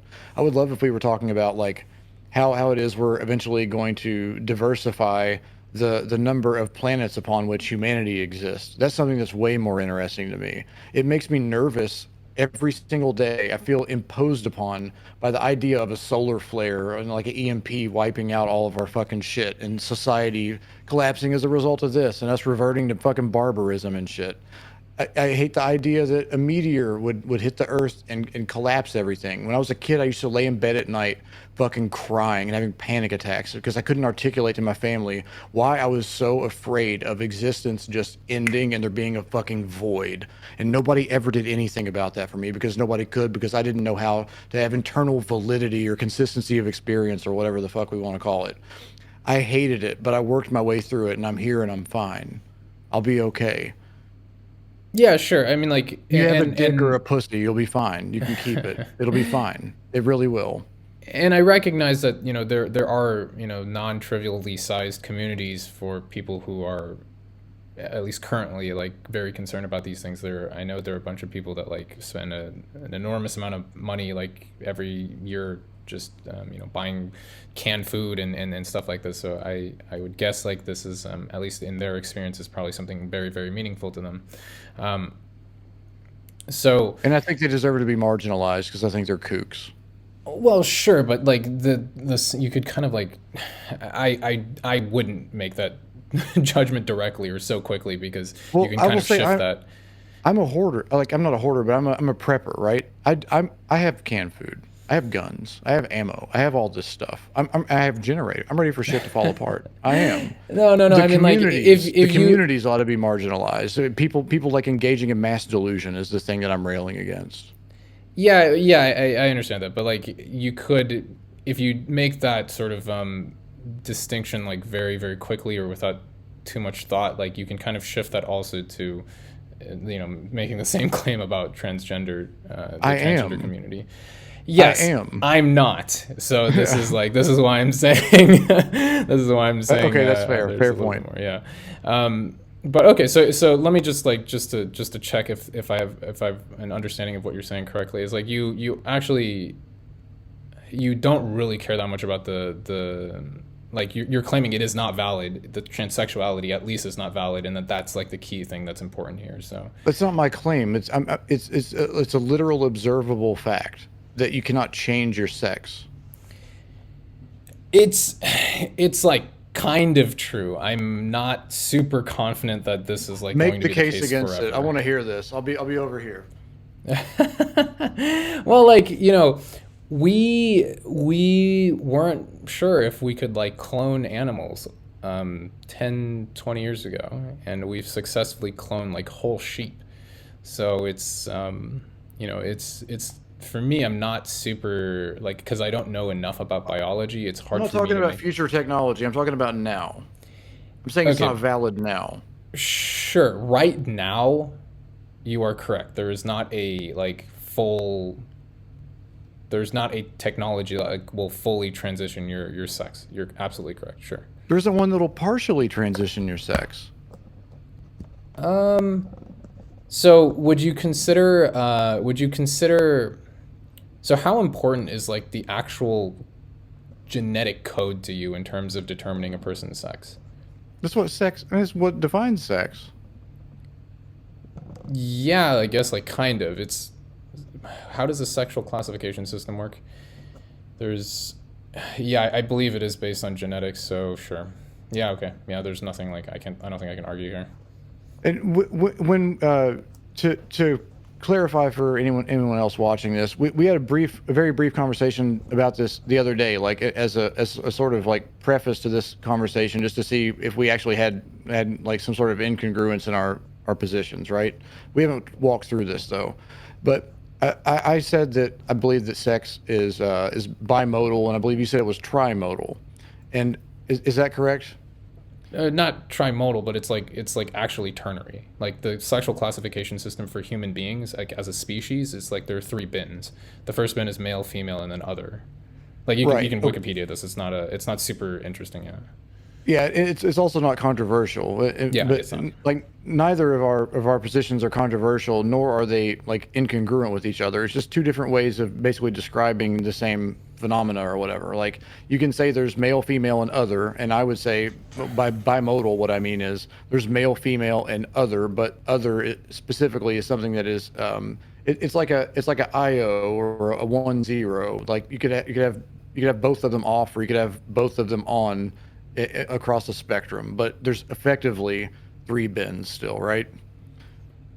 Or you can't Sure. have them both off. Actually, I'm There sorry. was a little math mistake there, but don't worry about it. Yeah, sure. The both off thing was wrong. I'm sorry about that. Yeah, there's four cases But in that. right, exactly. So that was wrong. I made that mistake. But so like I acknowledge that there's something other than male and female, but the other thing isn't someone who became male or female. Yeah, sure. Like, so what if the technology existed? You like, I guess maybe you're not interested in entertaining like hypotheticals, but if the technology existed, then now it's like a real point of contention. If it is not a fad, and this like is something that people really care about, like maybe we have a debate again in like 10 years or something. If it's somehow a thing and we somehow have the resources for it, and it's like I think that depending on how the technology works and how it's utilized, and to what degree society encourages people to do this, I can actually envision a scenario in which it's moral to have a sex change. Absolutely. Like let's say that something happens where there's some sort of contagion, or there's some sort of like chemical thing where all of a sudden like most men become like incapable of producing viable sperm. And I think it would be a moral thing for a lot of women to convert to being men, so that we would have more potential people creating viable sperm so we could continue the species, right? Like, sure, if you want to engage with sci-fi, we can go there.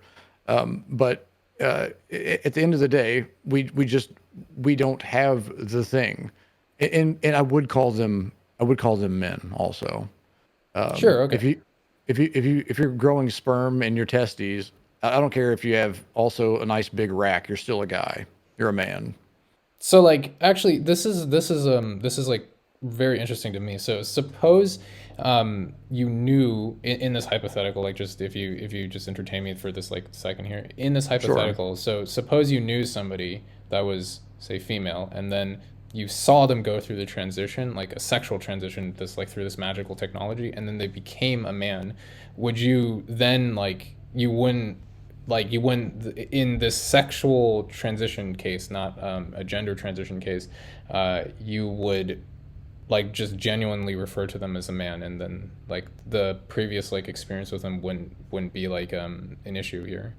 Absolutely. Yeah. Yeah. Okay. It would be like you went from being a doctor to being or went from being a nurse to being a doctor or something. Or actually, that's a terrible analogy. Yeah. Just no, without question. Yeah. You're a man now. You're a female now. Whatever. Yeah. Okay. Like yeah, so if you're willing to admit that, then okay. I don't Like think yeah, it's I an think. admission, but yeah. I mean, Or it's yeah, just not I'm not saying like this is like I've like got anything on this. I mean more like if you're willing to admit that thought into the system, yeah. yeah. Yeah. Absolutely. Sure. Okay. Cool. Yep. I don't have anything left on the transgender part. I mean, it sounds like I think it sounds like our approaches to this topic are like totally different. And there's some overlap in terms of where like it's very hard, I think, to make any leeway from my side, or it's not leeway, sorry, headway from my side. So I'm slightly out of ideas in terms of how to like push. Yeah. So let me. You're gonna hate this. I have to do it anyway. Go ahead. That being said, why would we entertain a child telling us that they believe that they are the other gender?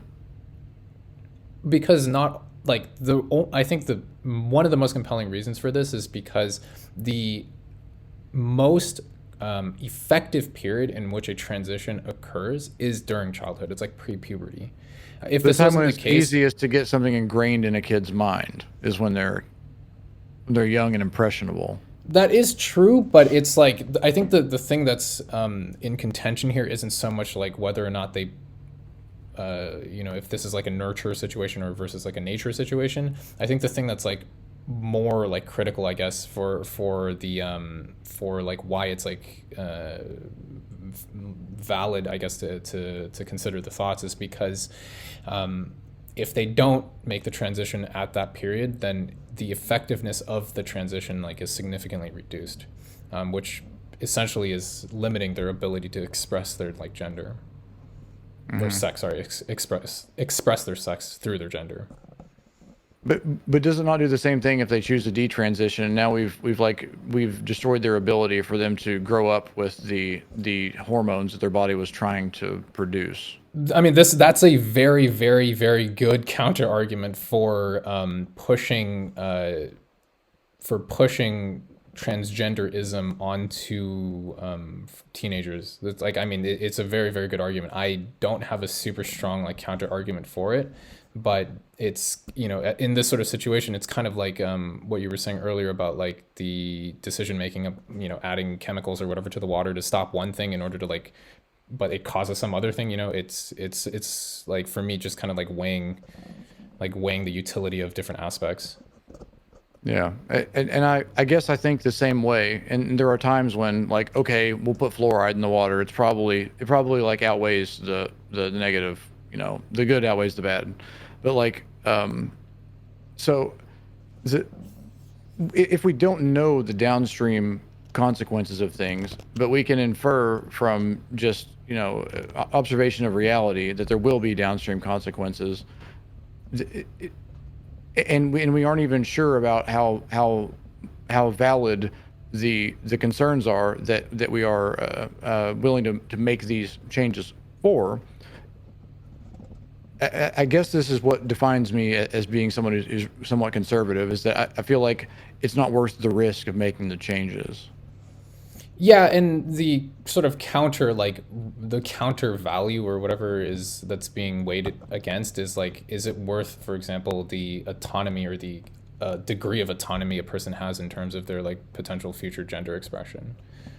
So there's kind of like, there's a bunch of things that are like in contention, and like actually, honestly, I totally agree with the detransition thing. Is there's a bunch of evidence where, or I don't know if evidence is the right word, but there's a bunch of studies showing, that goes into researching sort of post-transition regret and like the psychological damages that does to people. So, And at that point, we would call it physical damage as well.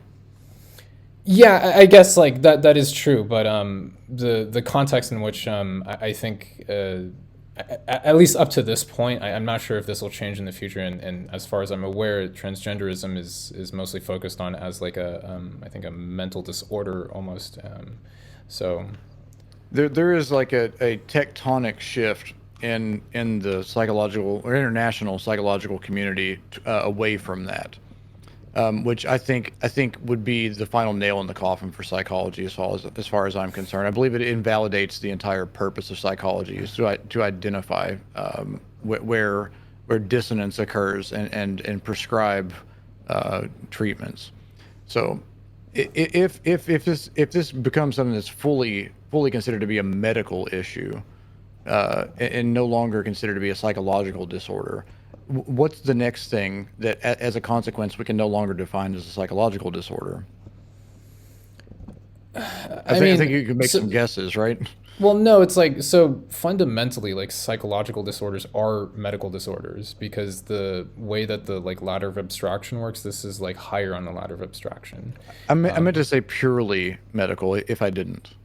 Oh, as in like a medical disorder that is not a psychological disorder. A lot of people are framing this as like literally, I have a medical condition. It's like the same thing as like being born with like congenital heart failure or something, and then they would also frame this as like, unlike congenital heart failure, this is something we can cure, so we should. I mean, there's actually like in sentiment, I guess, there's a huge branch of psychology that kind of like pushes this exact like notion, which is, and I kind of touched on this earlier.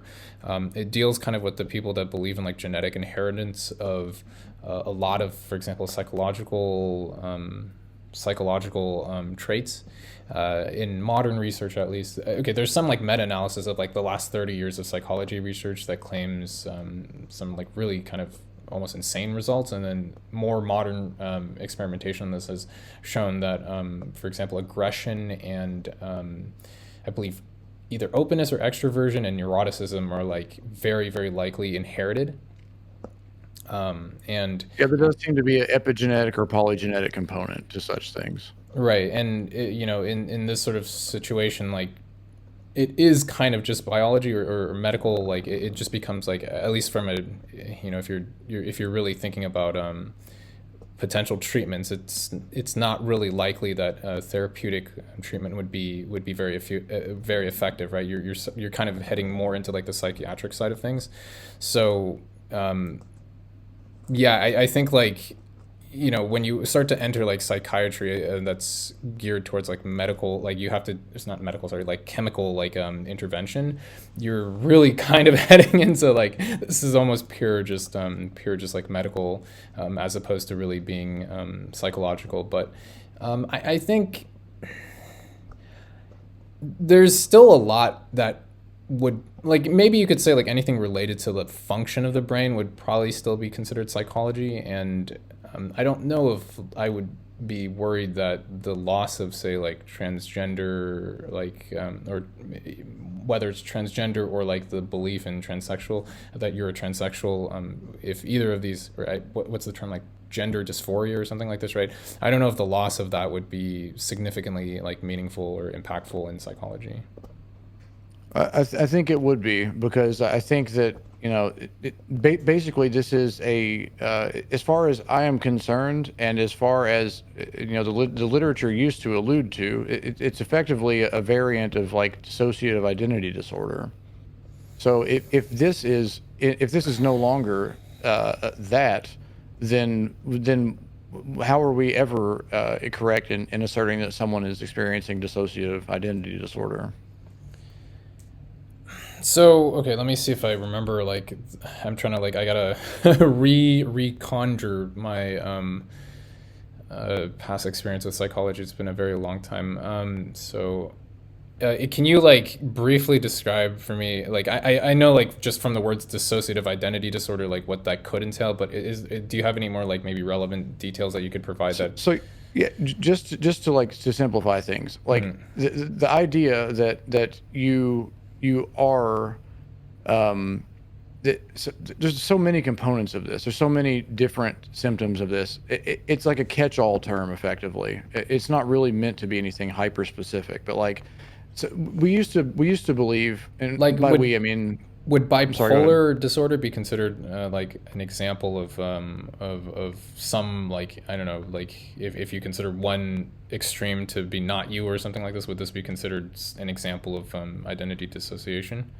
So bipolar is kind of complicated, because there are people who actually have what you would call like polarity issues, I guess, where you have like some sort of, I hate to use the word chemical imbalance, but like where you actually have like a sort of unprovoked or unconscious sort of movement between, a more neutral state and depression, or a more neutral state and mania, or something across that spectrum. Like those are like the polarity disorders. But a lot of people who have been diagnosed as bipolar aren't.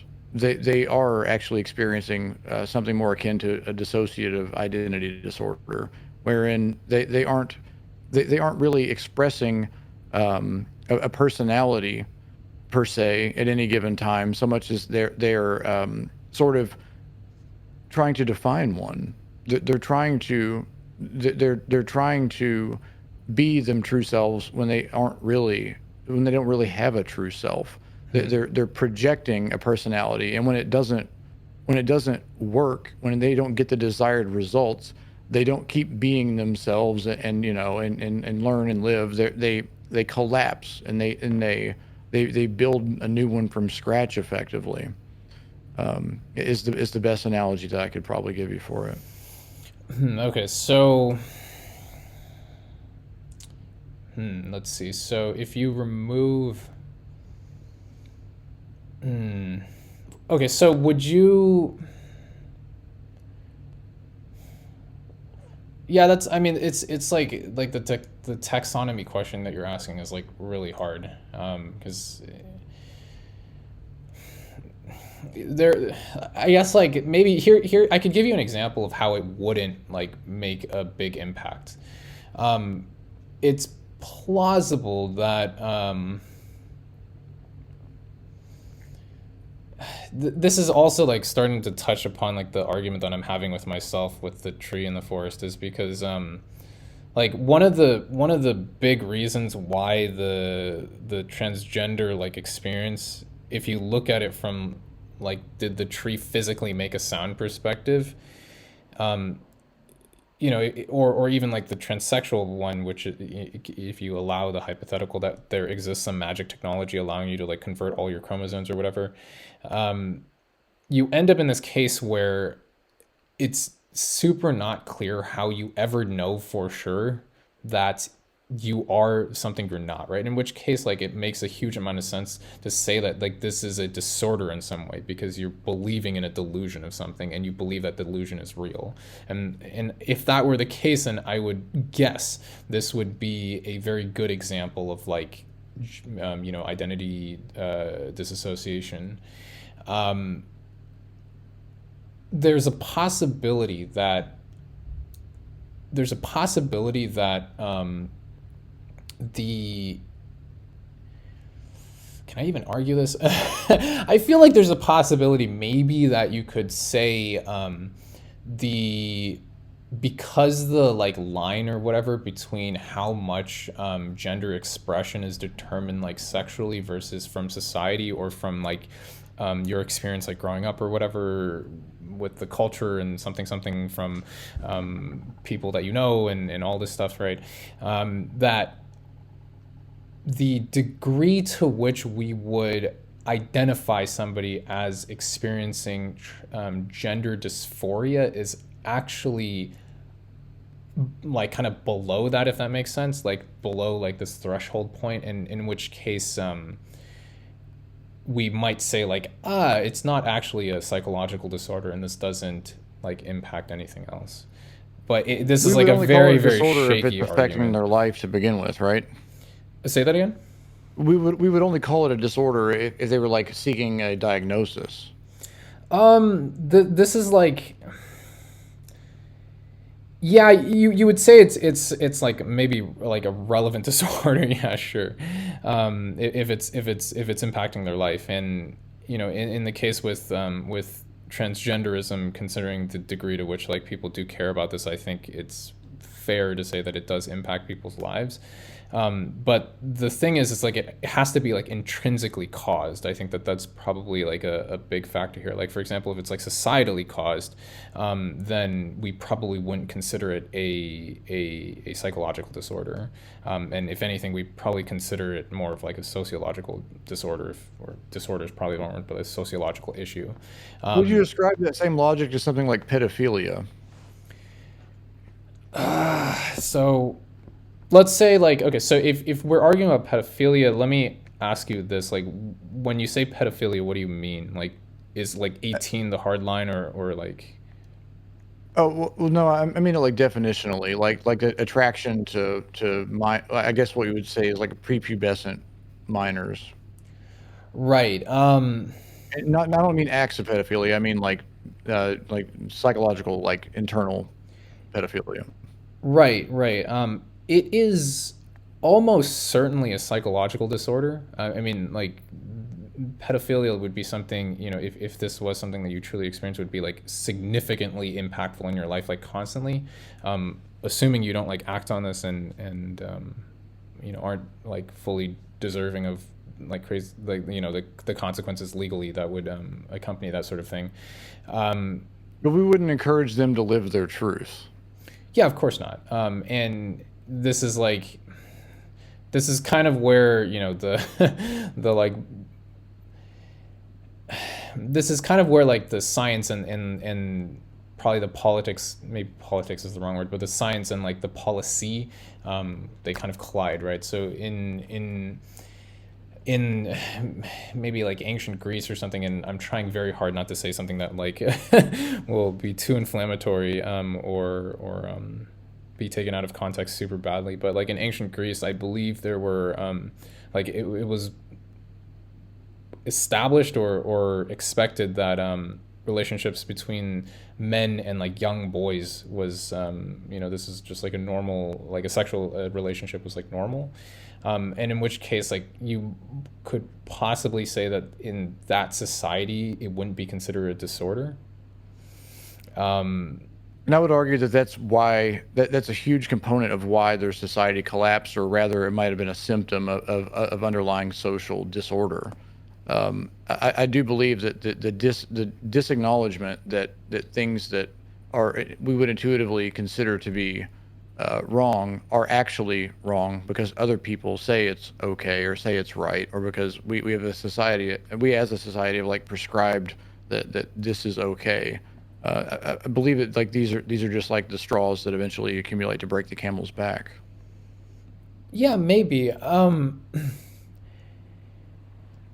Like if I'm trying to like, this is like where the issue is tough for me for transgenderism, or and even the notion of transsexualism is like,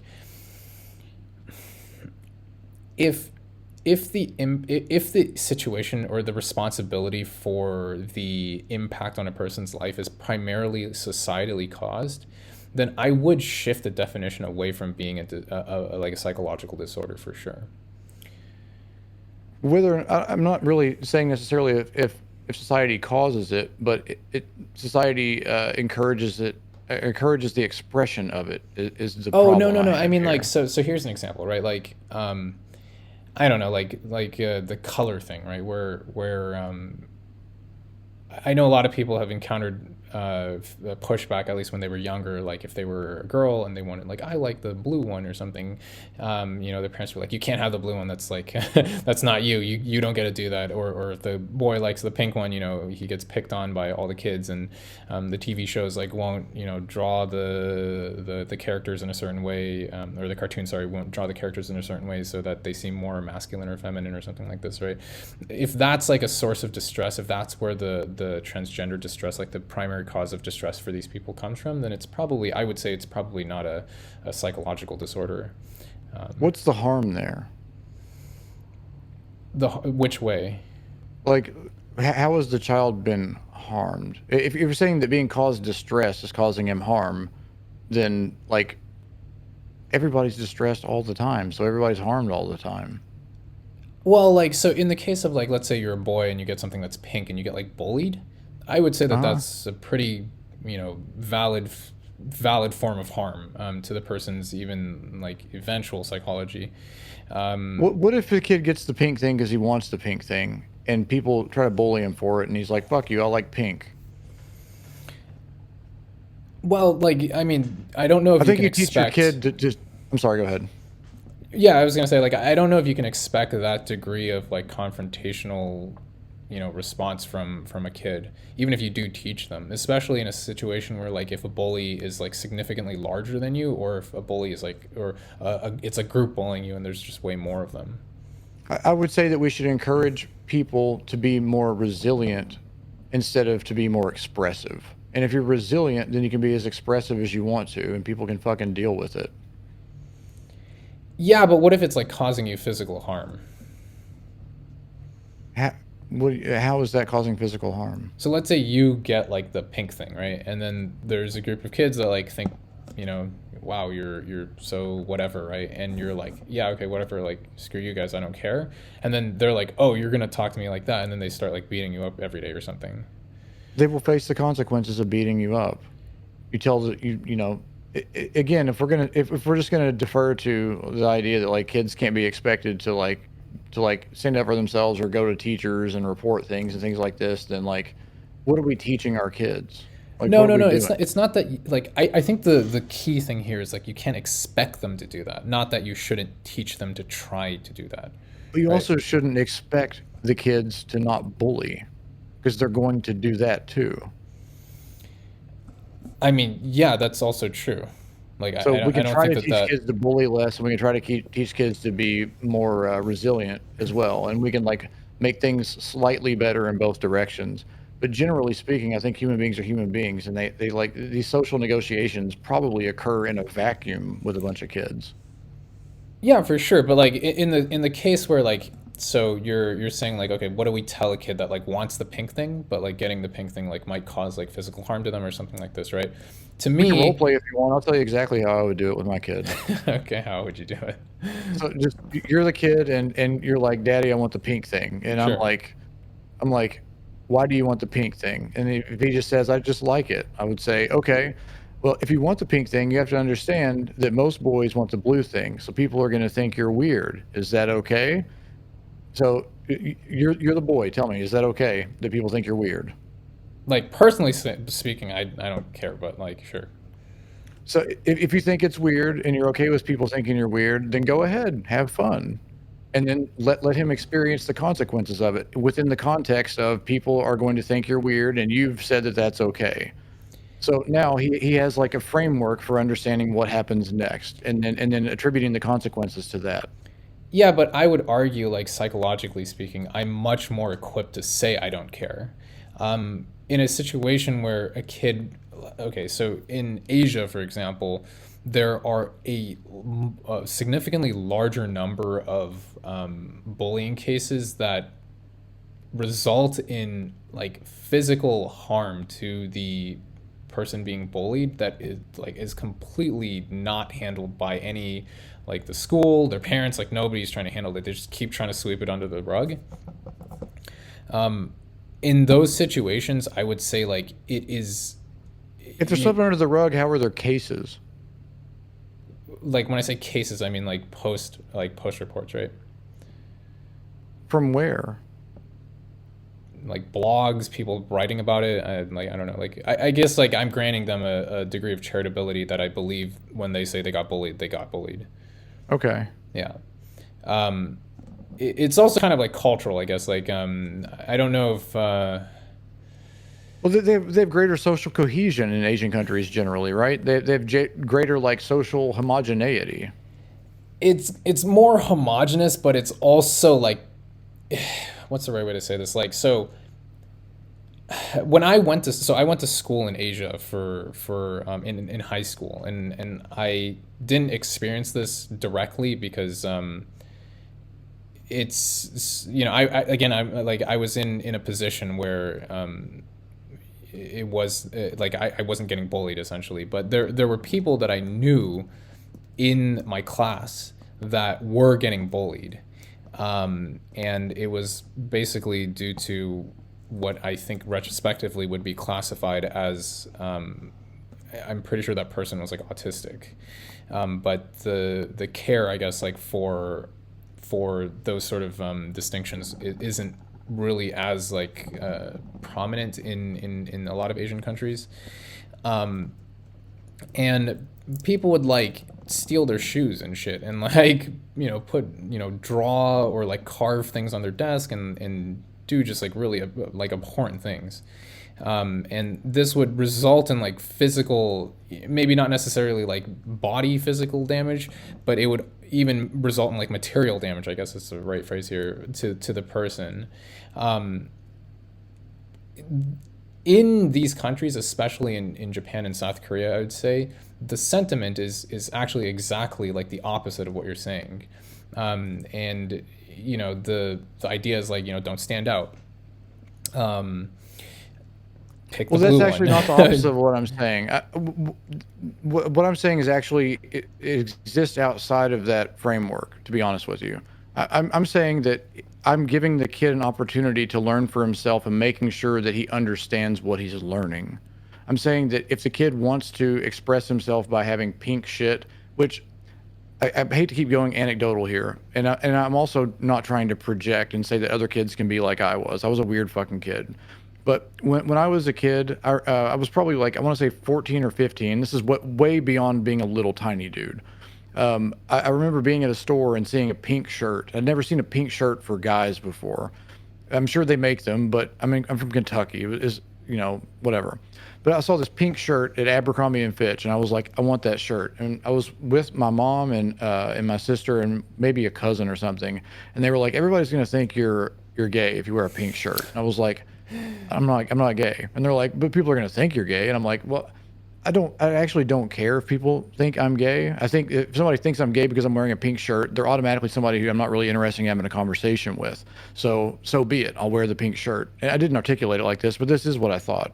And so I bought the pink shirt and I went to school a couple days later wearing the pink shirt, and some guy called me the F slur. He's like, "You're a F, ain't you, boy?" And I'm like, "Yeah, I guess, whatever. Maybe I'll fuck your dad later if that's okay with you." And Holy shit. it's like, if your kids want to express themselves and they can handle the consequences of expressing themselves differently, if they want to stick out like a sore thumb, then they need to be able to do so, not just in a way where they're like a fucking weed sticking out of a perfectly manicured garden, right? You need to be able to stand out like the flower that pops out over top of the other flowers and says, "I'm different." And you don't do that by just not thinking about the consequences of your actions. You think about them and then execute. So you teach kids to be mindful. You can't teach the bullies to be mindful because their parents are fucking idiots, okay?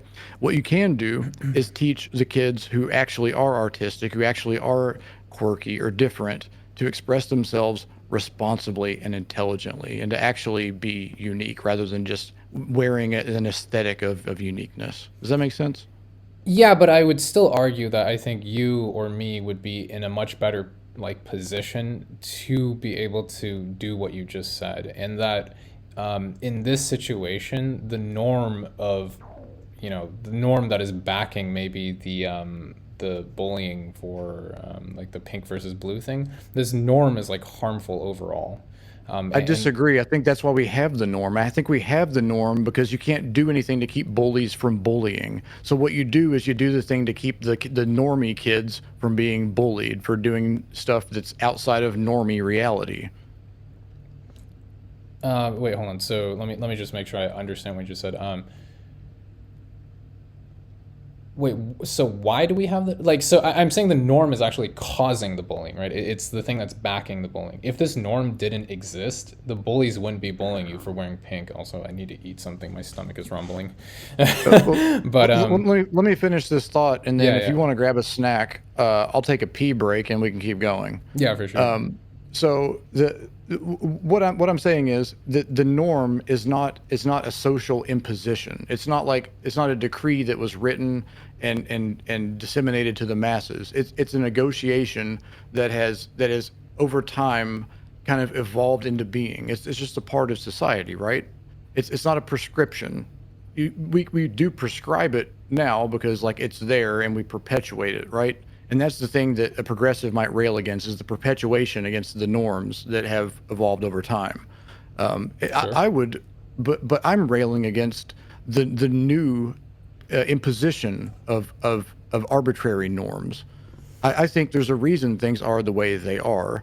And whether I like them or not, I understand how they came to be the way they are. And I think if we want to change them, then we change them by demonstrating that we can evolve them in a better direction rather than railing against them because we don't like them or how they make us feel. Because at the end of the day, nobody likes other people imposing anything upon them. And the bullies are expressing that by bullying people. They don't like seeing something that they don't understand or they don't like. It makes them uncomfortable, and they express it by being dipshits. I wouldn't even. I'm not sure I could even say that bullies do like bullying because it makes them uncomfortable. A lot of times it's just like due to opportunism.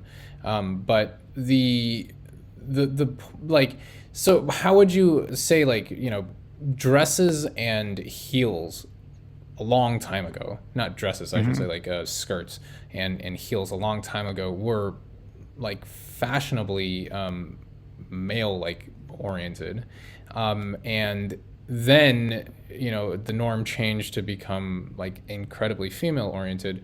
So maybe I don't know, like somebody wants to wear a dress, for example, like in modern society, and the current norm is that like we are the let's say high heels or something is something that girls wear, and that if you're a boy like wearing this, like you can't wear this, or people look down on you or whatever, like some prescription of bullying from or was it condemnation or something like this from the norm. I think the progressive ideal here is that we, as opposed to say like, oh, like instead of making the high heels like men or making the high heels for women. The idea is like, why don't we just stop making the norm itself? Like, why have that norm at all? Well, The I don't think anyone made those prescriptions in the first place. I think they just happened. No, the norm is not the prescription, right? The prescription is like, you can't do this, or like you shouldn't do this. Like, don't buy the pink shirt, buy the blue shirt. This is like my prescription for how you can like avoid the contradiction with the norm. Uh-huh. So But the idea is like the new norm that I think people want to push for, and I would argue there's a lot of benefit to this norm, is that like, why don't we stop making norms for things that like don't matter? An example of this like is if a guy wants to wear a skirt or whatever, why do we care that that person wants to wear a skirt? are you wearing a skirt right now? No, I'm wearing pants. If it doesn't matter, why are you wearing pants instead of a skirt? I personally prefer it. Okay, so I think that's perfectly reasonable. I am wearing a skirt right now, actually, and Okay. I'm just joking. I'm not, but it, if a guy wants to wear a skirt, I think that's fine. But I think he should be, if he understands what the social norm is, and he understands he's moving against the social norm, and he wants to make what he's doing the social norm, then he should do it, and he should do it confidently, and he should be able to articulate why he's doing what he's doing, or even better, he should be able to brush off any sort of accusations that he's trying to be flamboyant or attention seeking or whatever else. If you like, I hate to say this super basic bitch shit, but you have to be the change you want to see in the world. You can't just prescribe change to society and expect people to follow along with it. You have to set an example and show that actually, oh, you actually can do this. You have to show that there actually is nothing wrong with this. You have to demonstrate it, and then people will follow along with you. And frankly, if I saw a guy wearing a skirt in a way that I didn't think looked ridiculous, I'd be like, bro, nice. Like, good job. Way to go. I didn't think anybody would be able to pull it off the way you have. That's a big dick move. I would never think that about somebody wearing a skirt. Like, I'd be on his team, like, all the way. So, If you get a chance to go to Japan, there's like every weekend if you go to the it's basically the area with like a ton of bars. It's called Shibuya in Tokyo. For some reason, there's always like one dude that's wearing like a full, like just sailor like school uniform, like that's like a girl's sailor school uniform. yeah. And I'd be curious like whether or not you think this guy is rocking it or it's really weird. So I'm aware of the aesthetic that you're talking about, and I would argue that he is not doing it in a way that would make me feel like this is ever going to work on a broader scale. However, he's confident about it. He's doing his thing. Good for him. Okay. Like if it did work for other people would be doing it too. But it takes a lot of balls to do what someone like who, if you would do that, you have huge balls. And if you would do it confidently, like, and if people look at you and think you're crazy and you're just like, anyways, I'm going back to my business, then you're based and you're awesome as far as I'm concerned. I'm happy for you.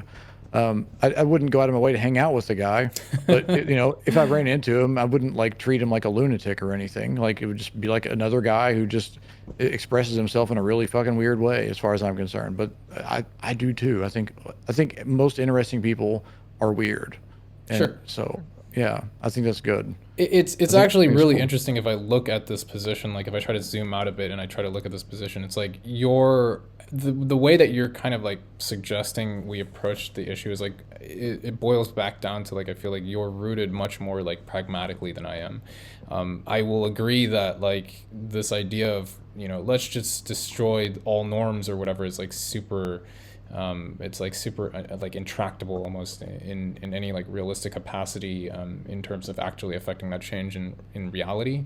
But I can't help in some way but to like look like almost like to the ideal and maybe there's some steps in between that are getting skipped. Yeah. I feel like I feel like I've arrived at all of the positions that I'm going to arrive at, and that it would take something that I would probably think is impossible to move my positions on some of these things, although I'm open to it. I just there is something about pragmatism. Like I don't aim to be pragmatic, but I think that whenever there's dissonance between what is and what I wish was, I lean towards what is, and I try to adapt myself to the world rather than attempting to adapt the world to me. And I think that if everyone did that on everything, the world would be catastrophically boring.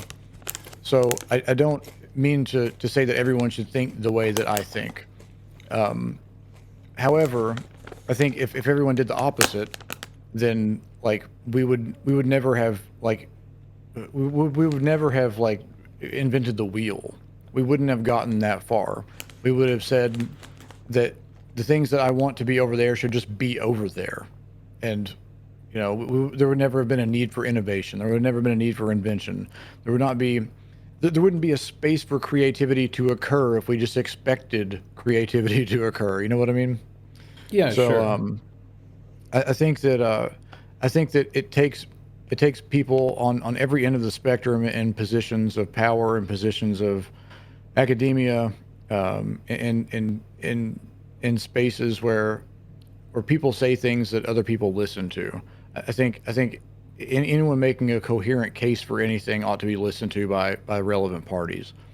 But I just think at the end of the day, it's very hard to make cases against against social cohesion, and it's very hard to make cases against protection of reproductive ability. And when it comes to transgenderism as a norm, I think that's my main contention with it is that we are barely we're not at a replacement rate in America right now.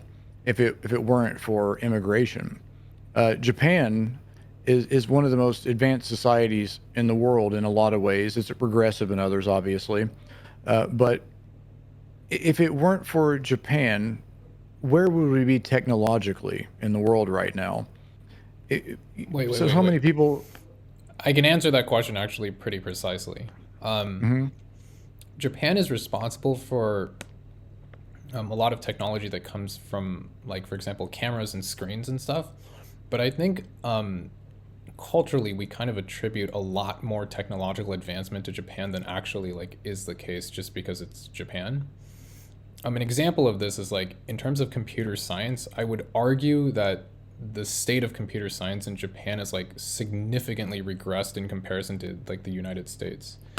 Um, the like primary like app development framework in Japan currently is like something we were using like 10 years ago, and we've grown beyond that. Like in the last like 10 years we've grown, oh geez, I don't know, like it's almost like we're in a completely different dimension from what we were using back then, but they haven't really caught up even remotely close. So yeah, I just guess a I don't know little a lot pushback there. about software development, but like I guess I'm thinking of like a company like Sony, for example. Like the and you mentioned like the camera stuff and the screens and whatnot, but like just like the sheer amount of innovation and refinement of existing technologies that Sony has contributed to over the years is, I think, like virtually immeasurable. And you think about just you think about art as well. You think about the societal impact across the world of anime, of Nintendo. Nintendo was the first company I ever bought stock in. I still have more stock in Nintendo than every other company combined. That's how much I have faith that this company will continue to innovate and continue to multiply my money. I love Nintendo.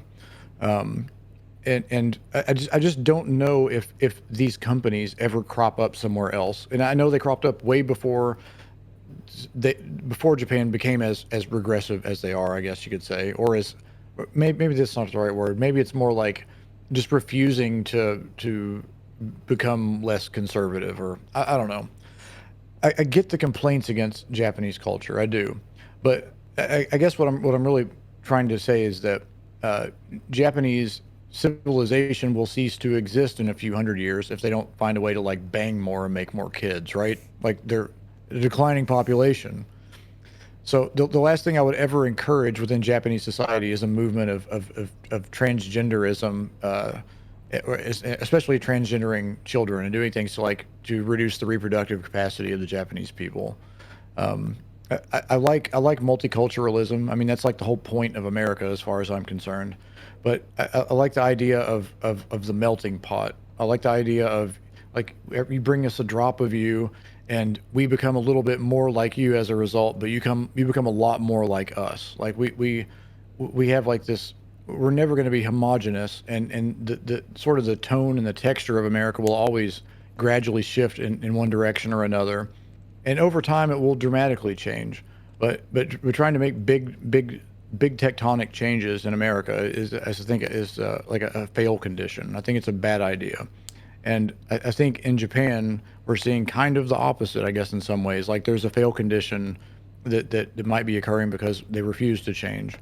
But I think that just a little bit of innovation, a little bit of open-mindedness is necessary, but also, like, too much of it is catastrophic.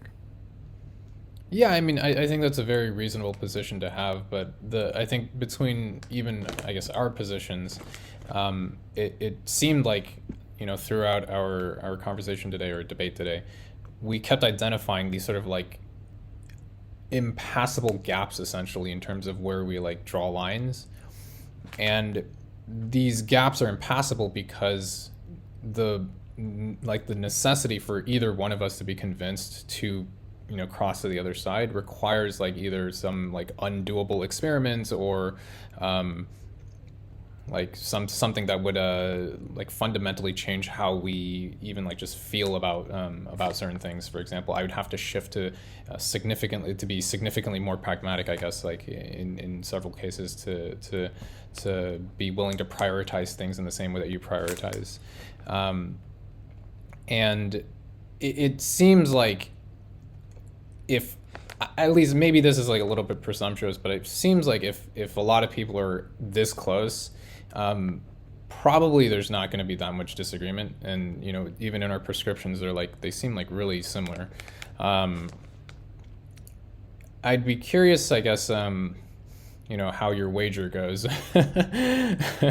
I'm not so confident in making extrapolations that far when it comes to stuff like this, especially maybe due to the higher degree of idealism that I have towards like maybe some of these like potentially psychological or social issues end up resolving in a way that I feel like would be kinder in some way overall. Yeah. Yeah, I think the reason that the reason that I'm so confident is because I've simply abandoned the idea that my ideals are actionable, um, and as a result, I've abandoned most of my ideals. I don't. I feel like I am living in a state of dissonance, and I feel like I'm lying to myself, and I feel like I'm lying to other people. Most importantly, lying to myself, because I think fundamentally, if you're lying to yourself, you're kind of useless. Um, I feel all those things when I feel like I'm trying to accomplish something that can't be accomplished, or if I feel like I'm advocating for something that can't happen. And I do still have dreams. I do still hold ideals that are probably outside the scope of normalcy, that most people wouldn't think are possible, but I do, and those are the things that I like hold close to my heart, and those are the things that I actually work towards. And I do think that an individual can make the world a better place. I think that to do that, you have to understand what making the world a better place looks like, and what you can actually do to contribute to that. Like, do I think that I can make everything I would ever want to happen? No. Do I think I can make one thing I want to make happen? Probably not. But do I think that I can shift the needle in like just enough that if a few other people do things exactly like I'm doing them, then the change happens? Absolutely. So that's what I'm trying to do. I'm not expecting to change things and I don't even expect things to change in my lifetime, but I think that if people find my message interesting or salient, and it causes them to de-radicalize a bit, which is ultimately my goal. I want people to be less radical in their opinions, and I want people to be way less radical in their advocacy. I would just wish people would shut the fuck up and listen sometimes, you know. I can't stand riots. I can't stand you know, I'm equally in favor of of hosing down the BLM people and the January 6 people. Like they're all brainlets as far as I'm concerned. I think one was obviously massively more destructive, while another was potentially way more destructive. But thankfully, that didn't go very far because they're all a bunch of larpers. Um, I'm going off on a tangent here, but I guess my point is that I believe we actually all can get along, but yelling at people and telling them to get along is counterproductive. Yeah, it's I feel like it's very hard to get like a very spicy argument out of you because it sounds like your positions are incredibly like reasonable if you look at it. If you try to step back and look at what you're saying, they seem pretty reasonable. If you if there's ever a spicy take you want to debate, like definitely definitely hit me up. I'm happy to fight you like on some some random thing. I had some Um, spicy takes in there. You didn't draw upon them though. You didn't do anything with them. they weren't really that spicy, I feel. You don't think it's spicy to say that if a woman rapes a man, we should be able to enforce abortion? There's people who would murder me for saying that, I think. I don't think that like okay, maybe like on Twitter that might be the case, or if you're in like the wrong circle. But I think, um, I think anybody reasonable would say like, yeah, sure, that like that at the very least, maybe not force an abortion on them, but like make it so that the person that got raped like has no like responsibility. Um, Hmm. Going to the extent of forcing an abortion, you could argue that would be in defense of like the quality of life or the well-being for the child. So yeah, I mean it's like because the position seems defendable and it seems like I could reach it through some like pretty immediate justification, it doesn't really seem super spicy to me. I was arguing earlier with somebody that was they were telling me about how like I was trying to draw a picture of a circle for them, Hmm. and they were telling me, "Oh, this is a circular argument," and I was like, "No, no, no. The content of the argument is circular, not the fact, not the like justification." And they were Was he this to me. trolling? I'm not trolling. There was a No, religious no, was he debate. trolling? No, it Like, wasn't. This was like a serious like religious debate on some. I he believe really they thought were. that's what it meant to have a circular argument. Unfortunately, I like so I'll give you a little bit more context here. There was it was a debate between pro-Islam and somebody who was agnostic. And the person who was like strongly pro-Islam was saying there's only two possibilities, that could exist. One of which is, we came from nothing, and the other case is like a necessary being created everything.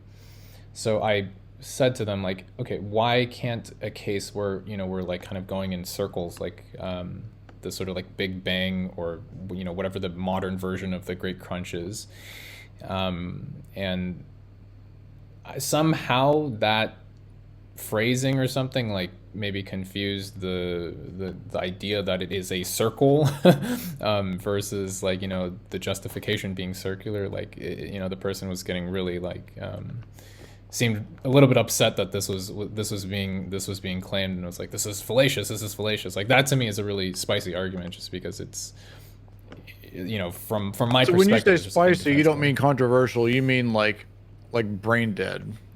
Yeah, yeah, kind of, or something that you like believe so strongly that just feels really, really hard to justify. Like, I wouldn't even say controversial is like, I feel like that's almost like the wrong term here because, controversial if you try to equate controversial and also like the ability to defend it, this is kind of like lending a huge amount of credence to like public opinion being formed by people who can defend positions, and I feel that's maybe not.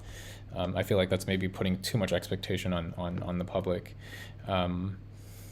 So yeah. When I think of like spicy opinions or whatever, I think of that meme where it's like Jesus telling people something, and then it says like they hated Jesus because he told the truth, and they're all yelling at him and throwing stuff at him. It's like you say something that's like you fucking can't stand that you don't have a defense against it or an argument against it. That's what spicy is to me. Ah, I see. So what's the? I remember there was a meme about like defending incest. I think that this was it. That would be like a moral defense for incest by sort of equating to like equating the counter arguments to like eugenics essentially.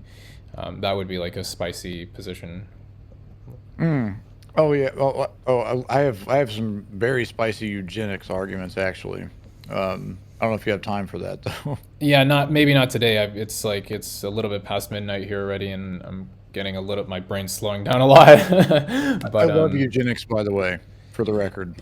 like pro eugenics or like anti eugenics? I'm hyper pro eugenics. I'm like all the way eugenics. Yeah. Oh, okay, yeah. This would be a very spicy topic, and I'm happy. And I think like, everyone is, you think everybody is pro eugenics? including yourself. Yeah, I think everyone is. Okay, maybe. Oh, this is such a bait. Okay, give me like the 5 second, like, can you give me your 5 second your 5 second like description of your position? Your Yeah, elevator pitch, yeah. I believe that memes and genes are effectively like the two ways with which we transmit information into the future.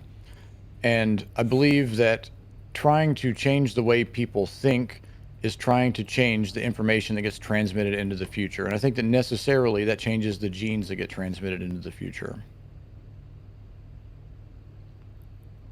Okay. Okay. So I see. So maybe you're like taking a very liberal interpretation of the word eugenics there. I think when I'm saying eugenics, and I think in the consideration for most people, it's kind of about like basically like preventing people that have what you would consider a deficient genetic quality from reproducing. Well, let me abstract it for you. I think that you want more people that you like, and you want less people that you don't like to exist in the world. Yeah, sure. But it's the things that I do to encourage that don't actually change the autonomy of the other people. Like their agency is still respected. Well, I think that we are manipulating people's agency when we change the information they consume. Okay, this is yeah, definitely cannot finish this in 15 seconds here, I don't think. But yeah, this would be definitely an interesting I feel like this would be something we could like scream and shout over. Anytime, man. Just Yeah, for sure, give me for like sure. 2 days notice and we'll do it. Yeah, absolutely. Maybe to close things up, do you have any like words or? I really appreciate you having the conversation with me, man. It's been a lot of fun. Hope to have more of Absolutely. them. Yeah, awesome. Thank you so much as well. Yeah, anytime, man. All right. How do you end your streams? Do you just like hang up? Yeah, I'll take care of it for you. See you, bud. All right. Have a good one.